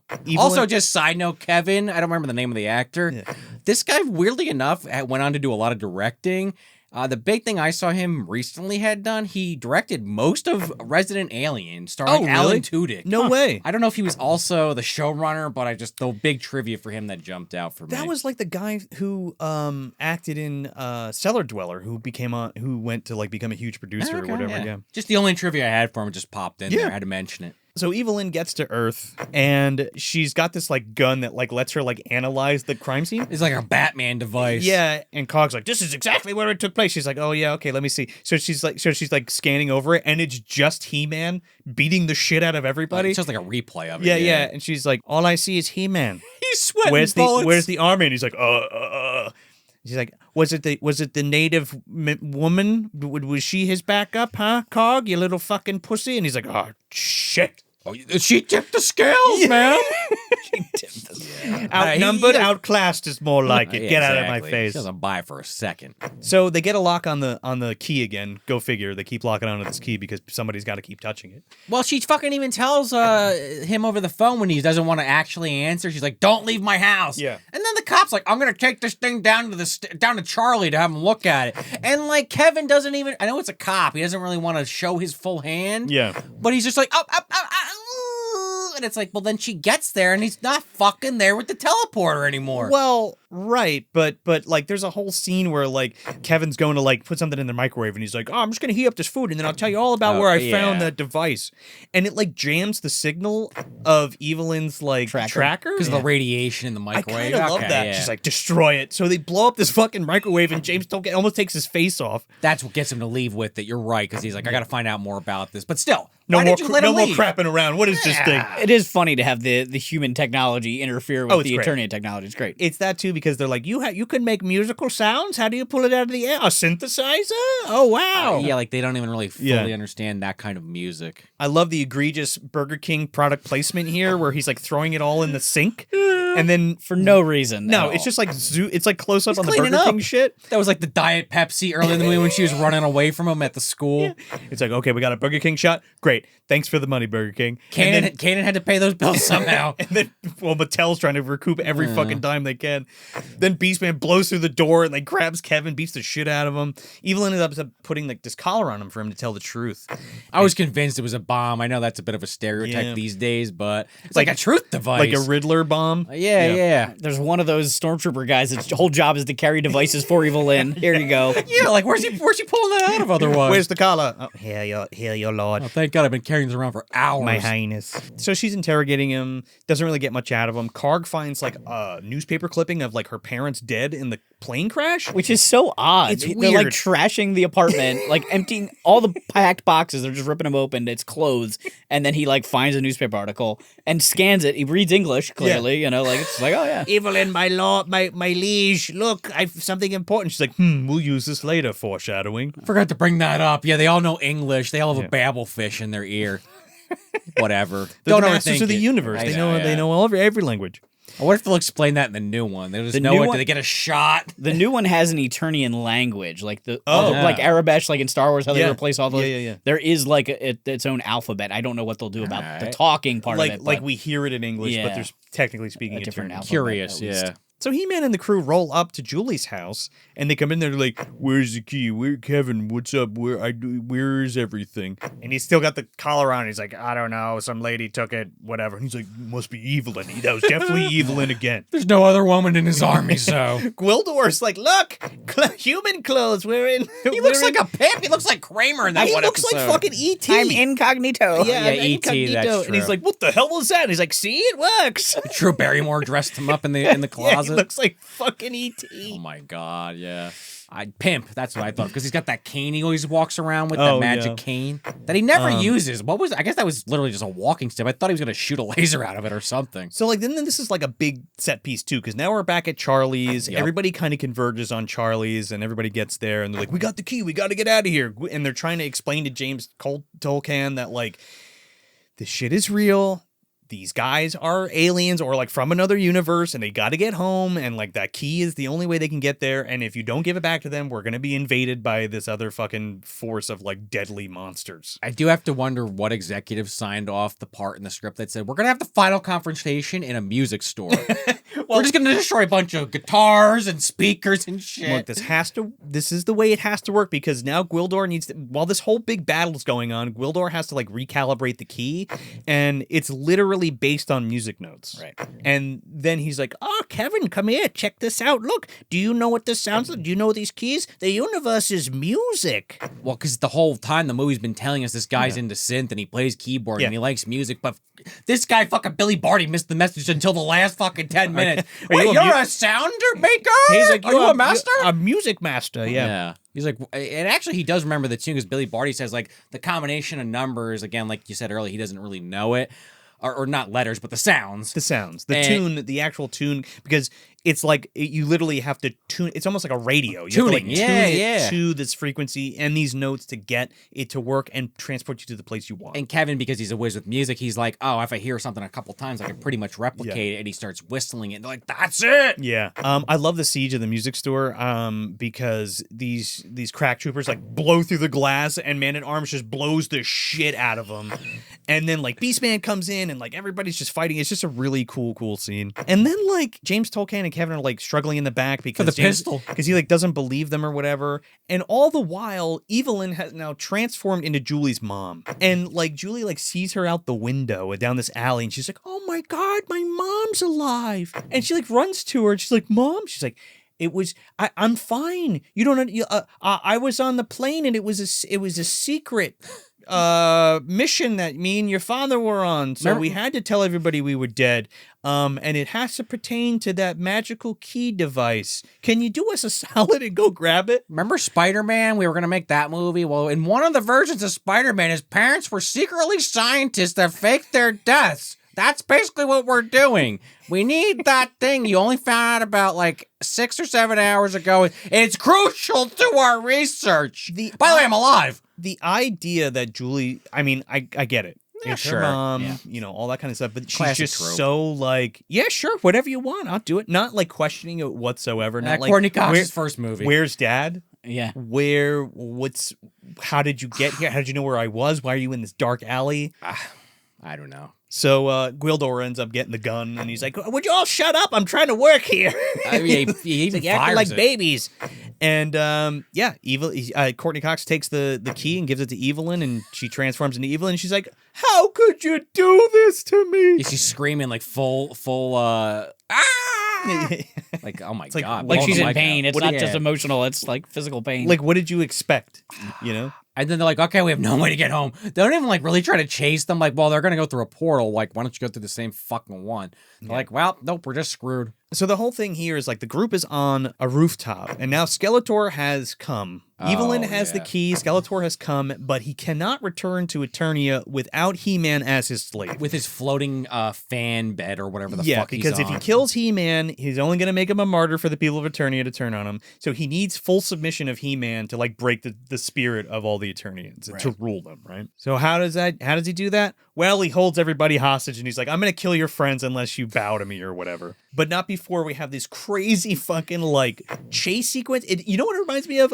The speeder bike chase in Return of the Jet. Not nearly as cool. That's what they're going It's for. the speeder bike chase, but with the graphics from Flash Gordon. Right, or a lawnmower man or something. It's rough. Oh man, it's pretty cool. What are they? Air Centurions? They're called. Yeah. I wish they cut this part, man. I thought this looked so fucking bad. I thought it was fine, especially when Dolph like shoots the one and he just fucking explodes. That was mid-air. good. All the shots of them trying to make it look like Dolph is on this fucking thing moving. I was like, Back to the Future did this already like 10 times fucking better, and it just makes me keep thinking of Back to the Future with the hoverboard. But this just looks like Dolph is just on a fucking like runway or something with the wind pushing his hair back.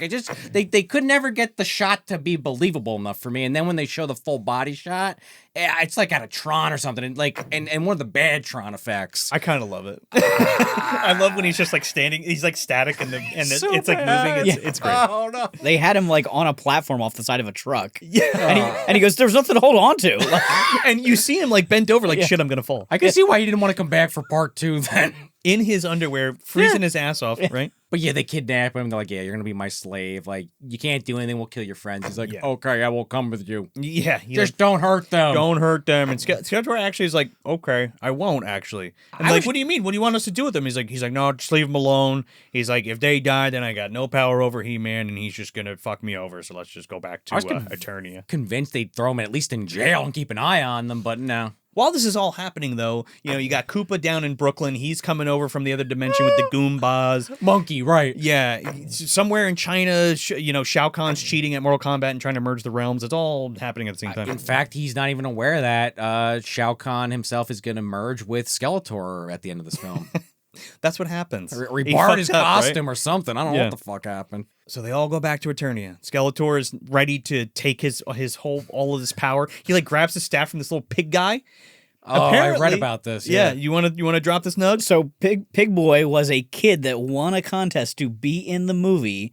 They made him this little Gamorrean guard costume. They had him on set. He's barely seen in the movie, even though he spent a whole day on set. Yeah. And they sent him home with the costume and a whole bunch of Masters of the Universe figures. Holy shit. And the kid basically grew up not giving a shit about Masters of the Universe by the time, like, he turned into a teenager and never thought about it again until eventually fans figured out, like, how to get a hold of him. And he was like, oh, yeah, I still have that stuff in my closet. And, like, there's a crunched up Gwildor on card, like, in the bottom of the costume bag. Oh, my God. What an experience that had to be. Yeah. That that would have blew my mind as a kid.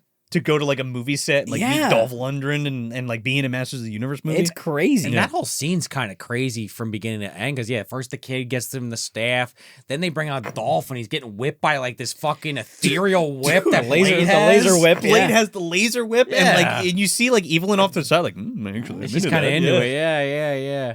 Skeletor's loving it though. Yeah. Oh, by the way, before Skeletor leaves Earth the first time, he like zaps Julie in the leg, and like she's got this necrotic poisonous gash on her leg, and the only way they could save her is getting her back to Eternia. See, that was one of my biggest problems with the movie though, because it's like I like that plot point of like we have to go back because we have to save her, but she was basically the lead the whole movie, and they're just like actually Kevin's the lead.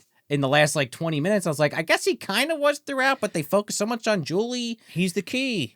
Question mark. That kind of I wasn't too thrilled about. So yeah, just real quick, we have that whole thing where like now Gwildor is talking to Kevin, and like they kind of figure out how they can replicate the tones because after they shot the key, like Skeletor and his goons, it erased all the notes from the key. So in order to make it again, or at least travel through time and space, he needs the notes from the synthesizer, or like he doesn't know how to describe it. He's like, how do you make the sounds? And he's like, it's a synthesizer, man. This is what it sounds like. And that's how he does the whole whistling thing, because he remembers the notes and shit. And he gets like the other tech from the other two characters from his time and period. He's like, I got a continuum transfunctioner. Here you go. And like, I got this thing over here. Yeah. They place the keyboard, and I love how the principal for Black to the Future comes up with all the cops. They don't believe him because they've like Skeletor's left at this point. They're like, oh, where are they, boss? He's like, they were just here. Okay, James, go Tolkien. I thought it was Vietnam over here. What's going on? I was in Korea, and I've seen some crazy shit. Oh my! Him and Charnetsky with the. I was in Korea. I was in Korea, ma'am. I know what I'm doing. Yeah. And then he asked Charlie, because he's still at Charlie's. He's like, because they took the pistol from him, or the revolver. He's like, you got any guns, Charlie? He's like, I got a shotgun behind the counter. And the rest of the movie, he's like pumping this shotgun every scene. All right, let's get him. Next scene, he's in.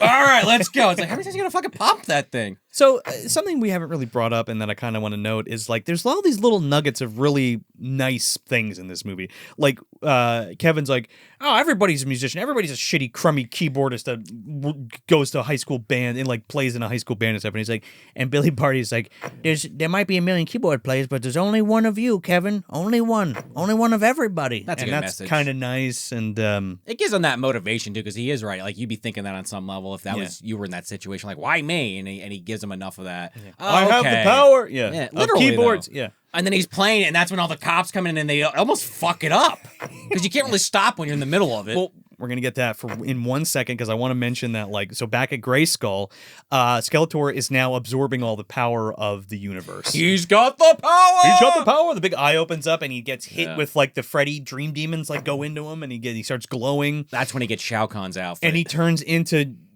Golden Skeletor Shao Kahn. He goes Super Saiyan, obviously. But there's a great line by the sorceress. She's like, men who crave power look back at mistakes of their lives, pile it all together, and then call it destiny. And I thought that was some powerful shit. And also the sorcerer is like, her life force has been drained at this point. Now she's all old. She looks like Zordon. Yeah, they did a really great job of aging her. Yeah. She looks like Zordon in the Power Rangers movie when the tube cracks. Yeah. Oh yeah, a little bit. Yeah. So Skeletor has the sword of Grayskull, and he shoves it into the throne. Gets the power, transforms, like I said. Like a charging device to me. I was confused by that. Yeah. So while this is all going on, he's trying to get He-Man to bow to him, and he's just like, "Fuck you, Skeletor. I'll never bow to you." And he's like, "Where are your friends?" And I think Frank Langella like ad-libbed a line here where he's like, Is being evil as lonely as being a hero with no friends, or as lonely, or something like that effect? But it's pretty cool. Tell me about the loneliness of good, He-Man. Is it equal to the loneliness of evil? And then all of a sudden, James Tolkien and the whole group and like a part of the LA set like get transported into Castle Half Grayskull. the car and part of a brick it's wall. cool, man. It looks like a Spawn Alley playset. It does. I love James Tolkien though. He's like looking around like, what the fuck? And he's got the shotgun. He's like, nobody fires at me. I was in Korea. And he like blows 3 of them away. He's like, sons of bitches, I'm gonna shoot them all. Yeah. So God Emperor Skeletor is like, he accidentally like frees He-Man with his power. Right. He moves like the hand and hits the shackle, the lightning bolt. Classic. Yeah. And there's a big battle, and then when you know it, He-Man gets the sword back and has to fight Golden Skeletor. He's like, no, don't touch that. Pulls it out, and then he says the line again, and the light comes off it. Finally says it. Yeah, finally. You know, an hour and 40. 40 minutes into the movie. And everybody in the theater went, 5 left. Okay, how's this going to wrap up? You said the thing.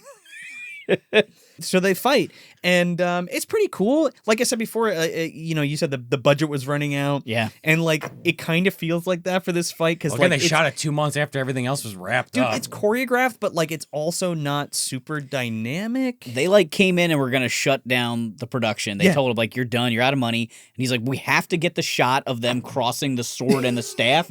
And he was like, but we need the rest of the fight. He's like, but we have to get this. Like, he's like, quick, shoot that while I had to talk to them. Yeah. And he's like, we need this whole fight. It's really important. They have to like kick the sword to the edge so Skeletor can fall. And they're like, no, just fade out. Just fade out on the sword and the staff crossing. And he's like, if you say so. And so they left that day with just like the end is going to be those 2 things crossing, and then he just started working on them. You gotta give me more money. We don't have it all. We don't have the whole movie yet. We don't have, you know. Oh my God! Thank God for this director. He at least tried, man. He really tried. Really tried, and like they were already like way over budget, and like again, Canon wasn't pulling their weight, so I could totally see that it just being a total clusterfuck. But like it kind of feels like that because like. Some of the lights are turned off. Like the whole throne room of like Grayskull has been lit. Yes. And then in this fight, everything's turned off except for like a couple laser lights and like one spotlight. It literally feels like Vader versus Luke from Empire. Kinda, yeah. Yeah, they put like a glow in when they cross those swords, and then the lights go out. There's occasionally like a little torch in the background and some other things. Like, so you know they're still on that set. It's not like they shot it like in a black room somewhere. No. Because you almost think, well, they struck all the sets, but it's like, no, there's little elements of the set are still there, but They came back at just night and they were like, all right, get it in, let's get it in. we can't afford any grips or gaffers. Just go. Just go. And I think that's why it feels like that. But all the lightning effects, the hand-drawn stuff looks amazing. So cool, And like the little flashes when they hit the swords, even though it's a little cheesy, it's effective. Oh, it's rad. I think it is awesome. It's a shame because I think it could have been better, that's all. I just think this and the other fight scene, or the other big one in the warehouse, are like 2 of the best parts of the movie. And they're just so fleeting. And it's like, this one makes more sense if it was a last minute addition.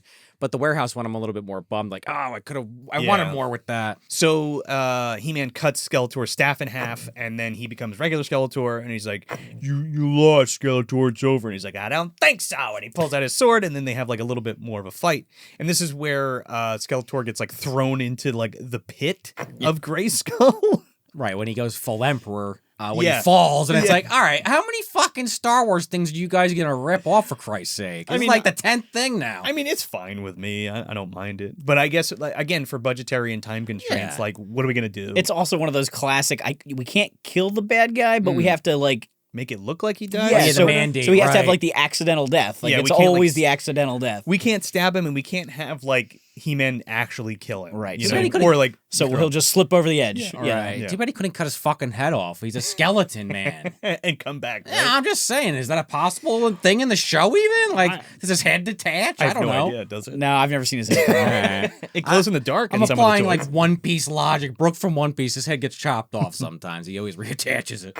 So Sorceress is restored, and she's like, "Oh, thank you. We stopped Skeletor, and everything's back to normal." And like James Tolkien's like in a fucking toga, and he's like, "Are you coming back with us, James?" And he's like, "Fuck no." He's like, "Look, this is my retirement. I got a hot babe. I live in a castle. This is great." And you're like, "Okay, James." Yeah, why would I go back to that bullshit? Yeah, it's like, fuck that. They're gonna throw me in jail or a mental institution. I gotta deal with Marty McFly or his dad. I'll take this. I wish that there was some reference there. Like, so his like cop name, his last name is Lubick throughout the whole movie. I wish that there was some sort of connection, like, oh, that's Mechanex, like real name or something like weird like that. So he would have become one of the masters later. Yeah. One of the good guys. They're gonna put him in the That was- Lin Kuei program and turn him into yeah. a robot or something. I thought maybe the sequel they would have went into that if he came back, but It would have been kind of neat though if it was a reference to a master's character. because I was kind of assuming that all of them would just stay, but no, Julie and Kevin are like, all right, no, we're peacing out, we're taking the fucking hot air balloon.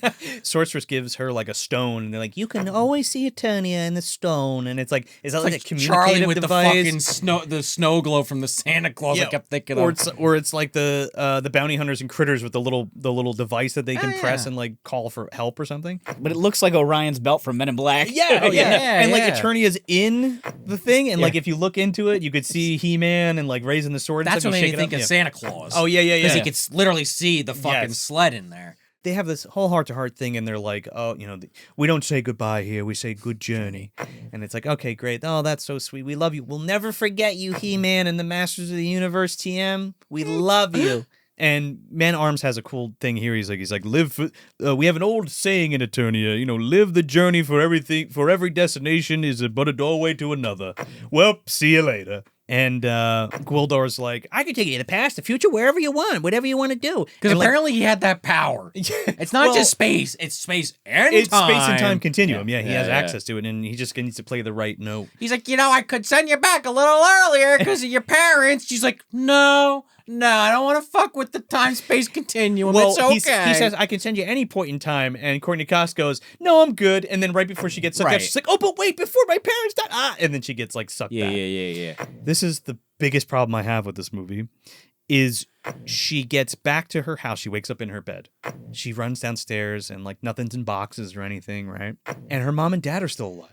Right. And it's the day that they're going to go fly the plane. Right. And she's like, oh, you're not going. I'll go to the beach with you. You don't have to go on the plane. And they're like, what are you talking about? You should go have fun with your friend. You need to study or whatever. So she like takes their car keys and like runs out the door. And Kevin's halfway already to her house. She's like, I'm coming to stop your parents from getting on that plane. And she's like, it worked. Was that all real? Was this true? And he like takes out the stone of Eternia and he's like, it sure was, kiddo. Look inside. And then you see like it zooms in and like Castle Grayskull's there. Oh, He-Man. And Dolph is like, oh, I have the power. And it Yeah. cuts to the credits. Wouldn't everything be fucked up now that the parents are alive? Like that didn't act like that was part of the events of time and history. Well, it depends. If you want to go by Avengers logic, it actually perfectly makes sense. Yeah, but right. But because everything happened, but it's this just is it's a new timeline now. But this we're going by before Back to the Future was a bunch of bullshit or declared a bunch of bullshit by Ant-Man. That was canonical, right? In the scope of time travel movies. I mean, I guess that's a super subjective thing. I'm always a believer of you can't ever change the past. It's just a new continuum every time. But Like a you're branch really timeline? splitting hairs. Unless they came out and clarified their version of time travel. I'm not thinking Back to the Future where you're literally changing shit. It's like, no, you are, but you technically are on the same path forever. Like, Okay, well, it's the Marvel 1987, logic. so it's 2 years after Back to the Future. It makes it so they don't have to explain what happened to the high school, That's and certainly why true. nobody on Earth knows who He-Man Listen, is. Because it's like, is everything gonna happen all over again? Like, is Skeletor going to come back to Earth? Like, is it gonna happen again? in that respect, right? You Or know? did it only change time on Earth Or- and right. Eternia's the I don't same? know. But they do have the stone. But also, why did every other time they walk through a portal, they just walk through a portal, and this time she wakes up in her bed? Right. Right. Time. Like, did Gwildor like program that in? I was gonna say though, if all that stuff does still happen, they do have the knowledge of all that now. So when they find the device in the park, they'll just stand there. They and can wait. just play the They'd song. be like, you know what? No. well, or just wait, and then fucking they find Dolph, and they just give it to him, and then they move on. And then they move on, and they yeah. show him the thing. Hey, we met before. You just don't realize it. It kind of reminds me of Jumanji, actually. But I think Jumanji, again, it came 10 or 15 years later, actually does this a lot better. Because it's not like they wake up and it's the same fucking day. It's like a month or two later.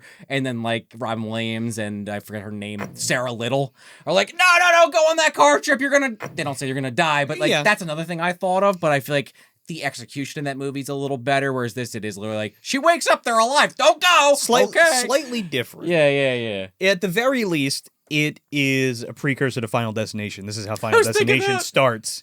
And now she's like, you didn't get on that plane and you didn't die in the explosion, but then mom and dad are going to die some kind of crazy, horrible death soon. We have to blame Lupton's dad for starting this fucking shit.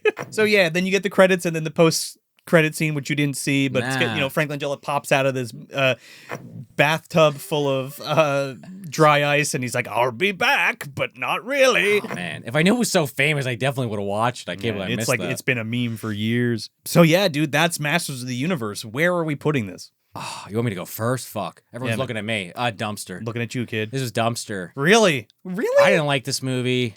I liked...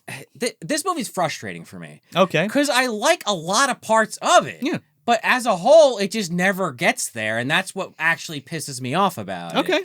And that's why I have some glimmer of hope. Initially, I said, fuck this movie when they had another the remake coming out. But after actually watching this, I'm like... The new one looks like they're basically taking the same concept but putting their own spin on it. And I feel like this concept could have worked. And I guess it did for a lot of people. I feel like you guys probably are going to be in that camp. But for me, there's just enough little things, and I get hung up on the little things if you know watching this show. You don't say. Yeah, that just gets to me. And I'm not even coming at it from an angle if they change shit, because I don't have that connection. connection. You have no point of reference for it. It's just like, I don't know, Dolph's not in it enough. He's like, I didn't clock it, but it's got to be like Godzilla time, like 11 minutes or some shit. He's barely fucking in it, and that's why I wanted to watch it. All the other characters are fine. Like, I like Billy Bart is great. And Duncan, Man-at-Arms, are probably my favorites. And Skeletor's great for a little bit he's in it, but it makes more sense when he's not in it as much. He's the main villain. Sure. I think they're pretty... He's probably in it more than he is. Yeah. Skeletor, it's basically Skeletor the movie. Yeah, so I don't know. That's a strange decision conquest. that Dolph wasn't in it more. I know he was still kind of coming up at the time, but he was still a big name. It wasn't like he was a total unknown or anything like that. He'd already done Rocky. Yeah. Yes, and that was a huge movie. I don't know. Maybe it was just all the hype over the years of it being bad, or you got to just watch it. That's always in the back of my head, too, because I'm coming at it so many years removed from it. Whereas you guys, I know Kevin said he didn't see it till later, but he had the connection from the toys at least. I don't have any of that. Sometimes that could actually help a viewing of a movie if you don't have that connection, which I think Joe even said himself. But for me, it's just I have nothing to go off of other than Dolph, and that I watched He-Man occasionally as a kid. So I don't know, man. I wish I liked this. There's enough in there to chew on. Like you kind of said at the beginning of this review, it just... I don't know. It's kind of one of those ones where you're going through the cereal box. You're trying to find that toy. Sometimes you find something good. Sometimes there's a piece of shit. And I was just finding shit after shit after shit. I found a good toy occasionally, and I was very happy about it in the 90-minute runtime, let's say the 80-minute runtime, but they were very far and few between for me, at least. So a little bit bummed on this one. I wanted to like it. It's one of those, unfortunately. But I would highly recommend it. I definitely would give it a second shot. I'd watch it again. It's not Pluto but I'll watch it again. I recommend it. I didn't say I hated it. I said it pissed me off, and I explained why. And I said to you before the recording, I love that you wore the Garbage Pail Kid shirt. One, that's a great shirt. Yeah. But if you go back, we reviewed that many years ago. I hated that movie, and I explained why I appreciated it, though. Because the effects were amazing. Much like this movie, the effects are amazing.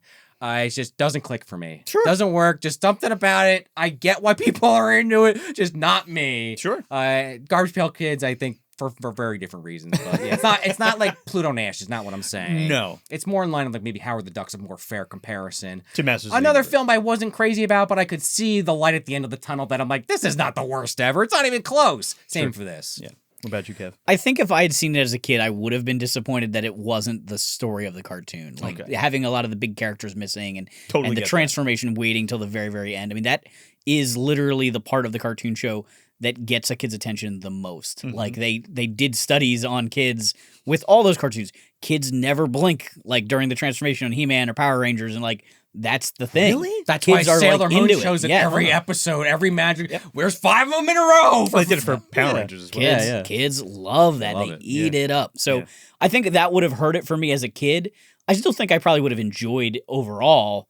And so I think I saw it at the right time where I was like went into it with like this is supposed to be a bad He-Man movie. Sure. And so I do enjoy it. As right. It's you know, because it's just a fun action movie that happens to be sort of He-Man, you know.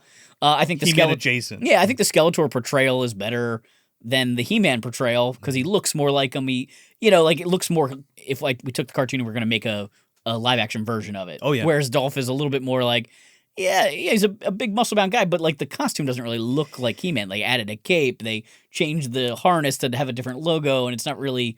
It's just very different. It looks more like Conan. I was gonna say they're trying to ape Conan pretty hard with it. It feels and like. they didn't keep the sword having sort of the iconic look. Like He-Man's sword has a very distinct weird. It's almost like triangular at side the bottom? pieces. Yeah. And so and there are some slight variations to it. Like we have the It's almost like a trident thing. yeah, and then the Filmation they kind of made it just look like little doohickeys on the side, but the sword in the movie, it's a very generic movie sword sort of, and so I think it loses a little bit of the magic on that stuff.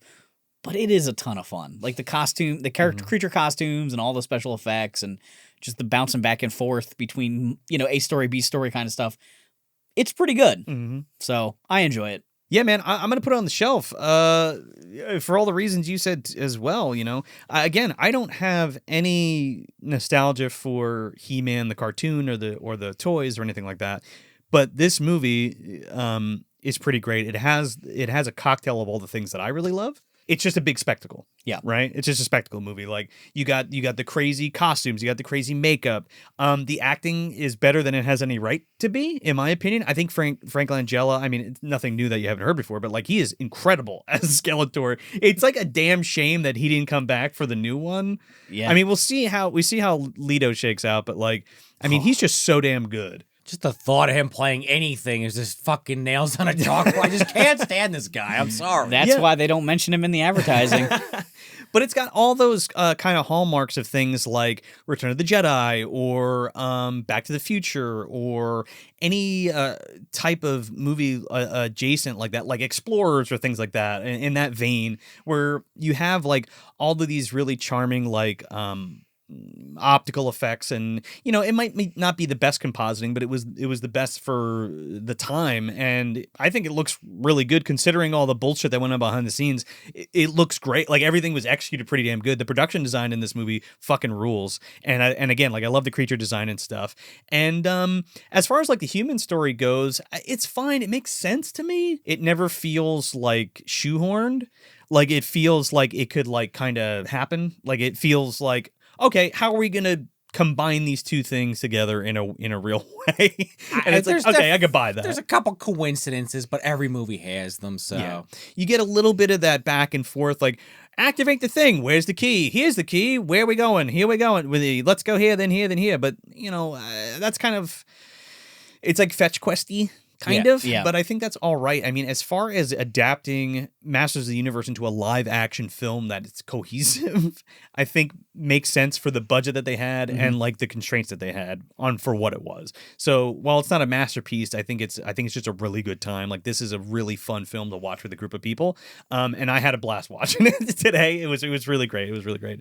If you haven't seen Masters of the Universe, check it out. Let us know what you think about Masters of the Universe 1987 in the comments. I don't think we're going to be doing a ripe review on the new one unless we're absolutely blown away, but I will say this hasn't got me to go back and watch He-Man. It is all on Tubi, and there's that Netflix series we talked about. I'm not sure about the 2000 series, but I'm not sure where the 2001 is. The original has like the first season 1 and 2, which is like 100 episodes of He-Man, and the old one, and it's got me to go see the new one.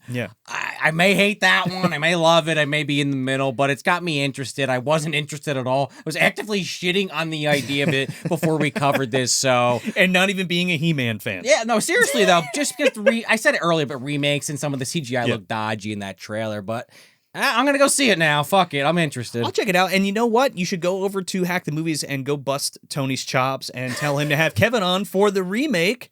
And he should do an episode on it. That'd be a great companion piece to this episode for sure. I think you're doing a commentary track. We're going to do Tony a commentary track on the 87 one. So you get our review and you get the commentary track with Kevin and Tony over on Hack the Movies. So that's going to be a pretty cool time. I can't wait for that, honestly. I can't wait to hear what fucking Tony has to say about this one. But yeah, man, where can everybody find Peg Warmers? Peg Warmers is on YouTube. I'm on some of the other social medias as Peg Warmers Pod, but the YouTube channel, YouTube/Peg Warmers, is the best way to go. We do a new episode every Wednesday. We recently did a Robot Chicken Toys episode that kind of blew up. That was pretty cool. That's awesome. Sometimes we do random, like more modern stuff, and sometimes it's a spotlight on an older toy line. Cool, man. Thank you so much for coming down, dude. Yeah. I really appreciate you making the trip and bringing all the goodies with you and talking some Masters of the Universe. So thanks so much, man. Absolutely. So that's it. That's Masters of the Universe from 1987, directed by Gary Goddard. I'm Joe Lascola. I'm Sean O'Rourke. And I'm Kevin from Peg Warmers. Thanks for visiting the dumpster, and good journey.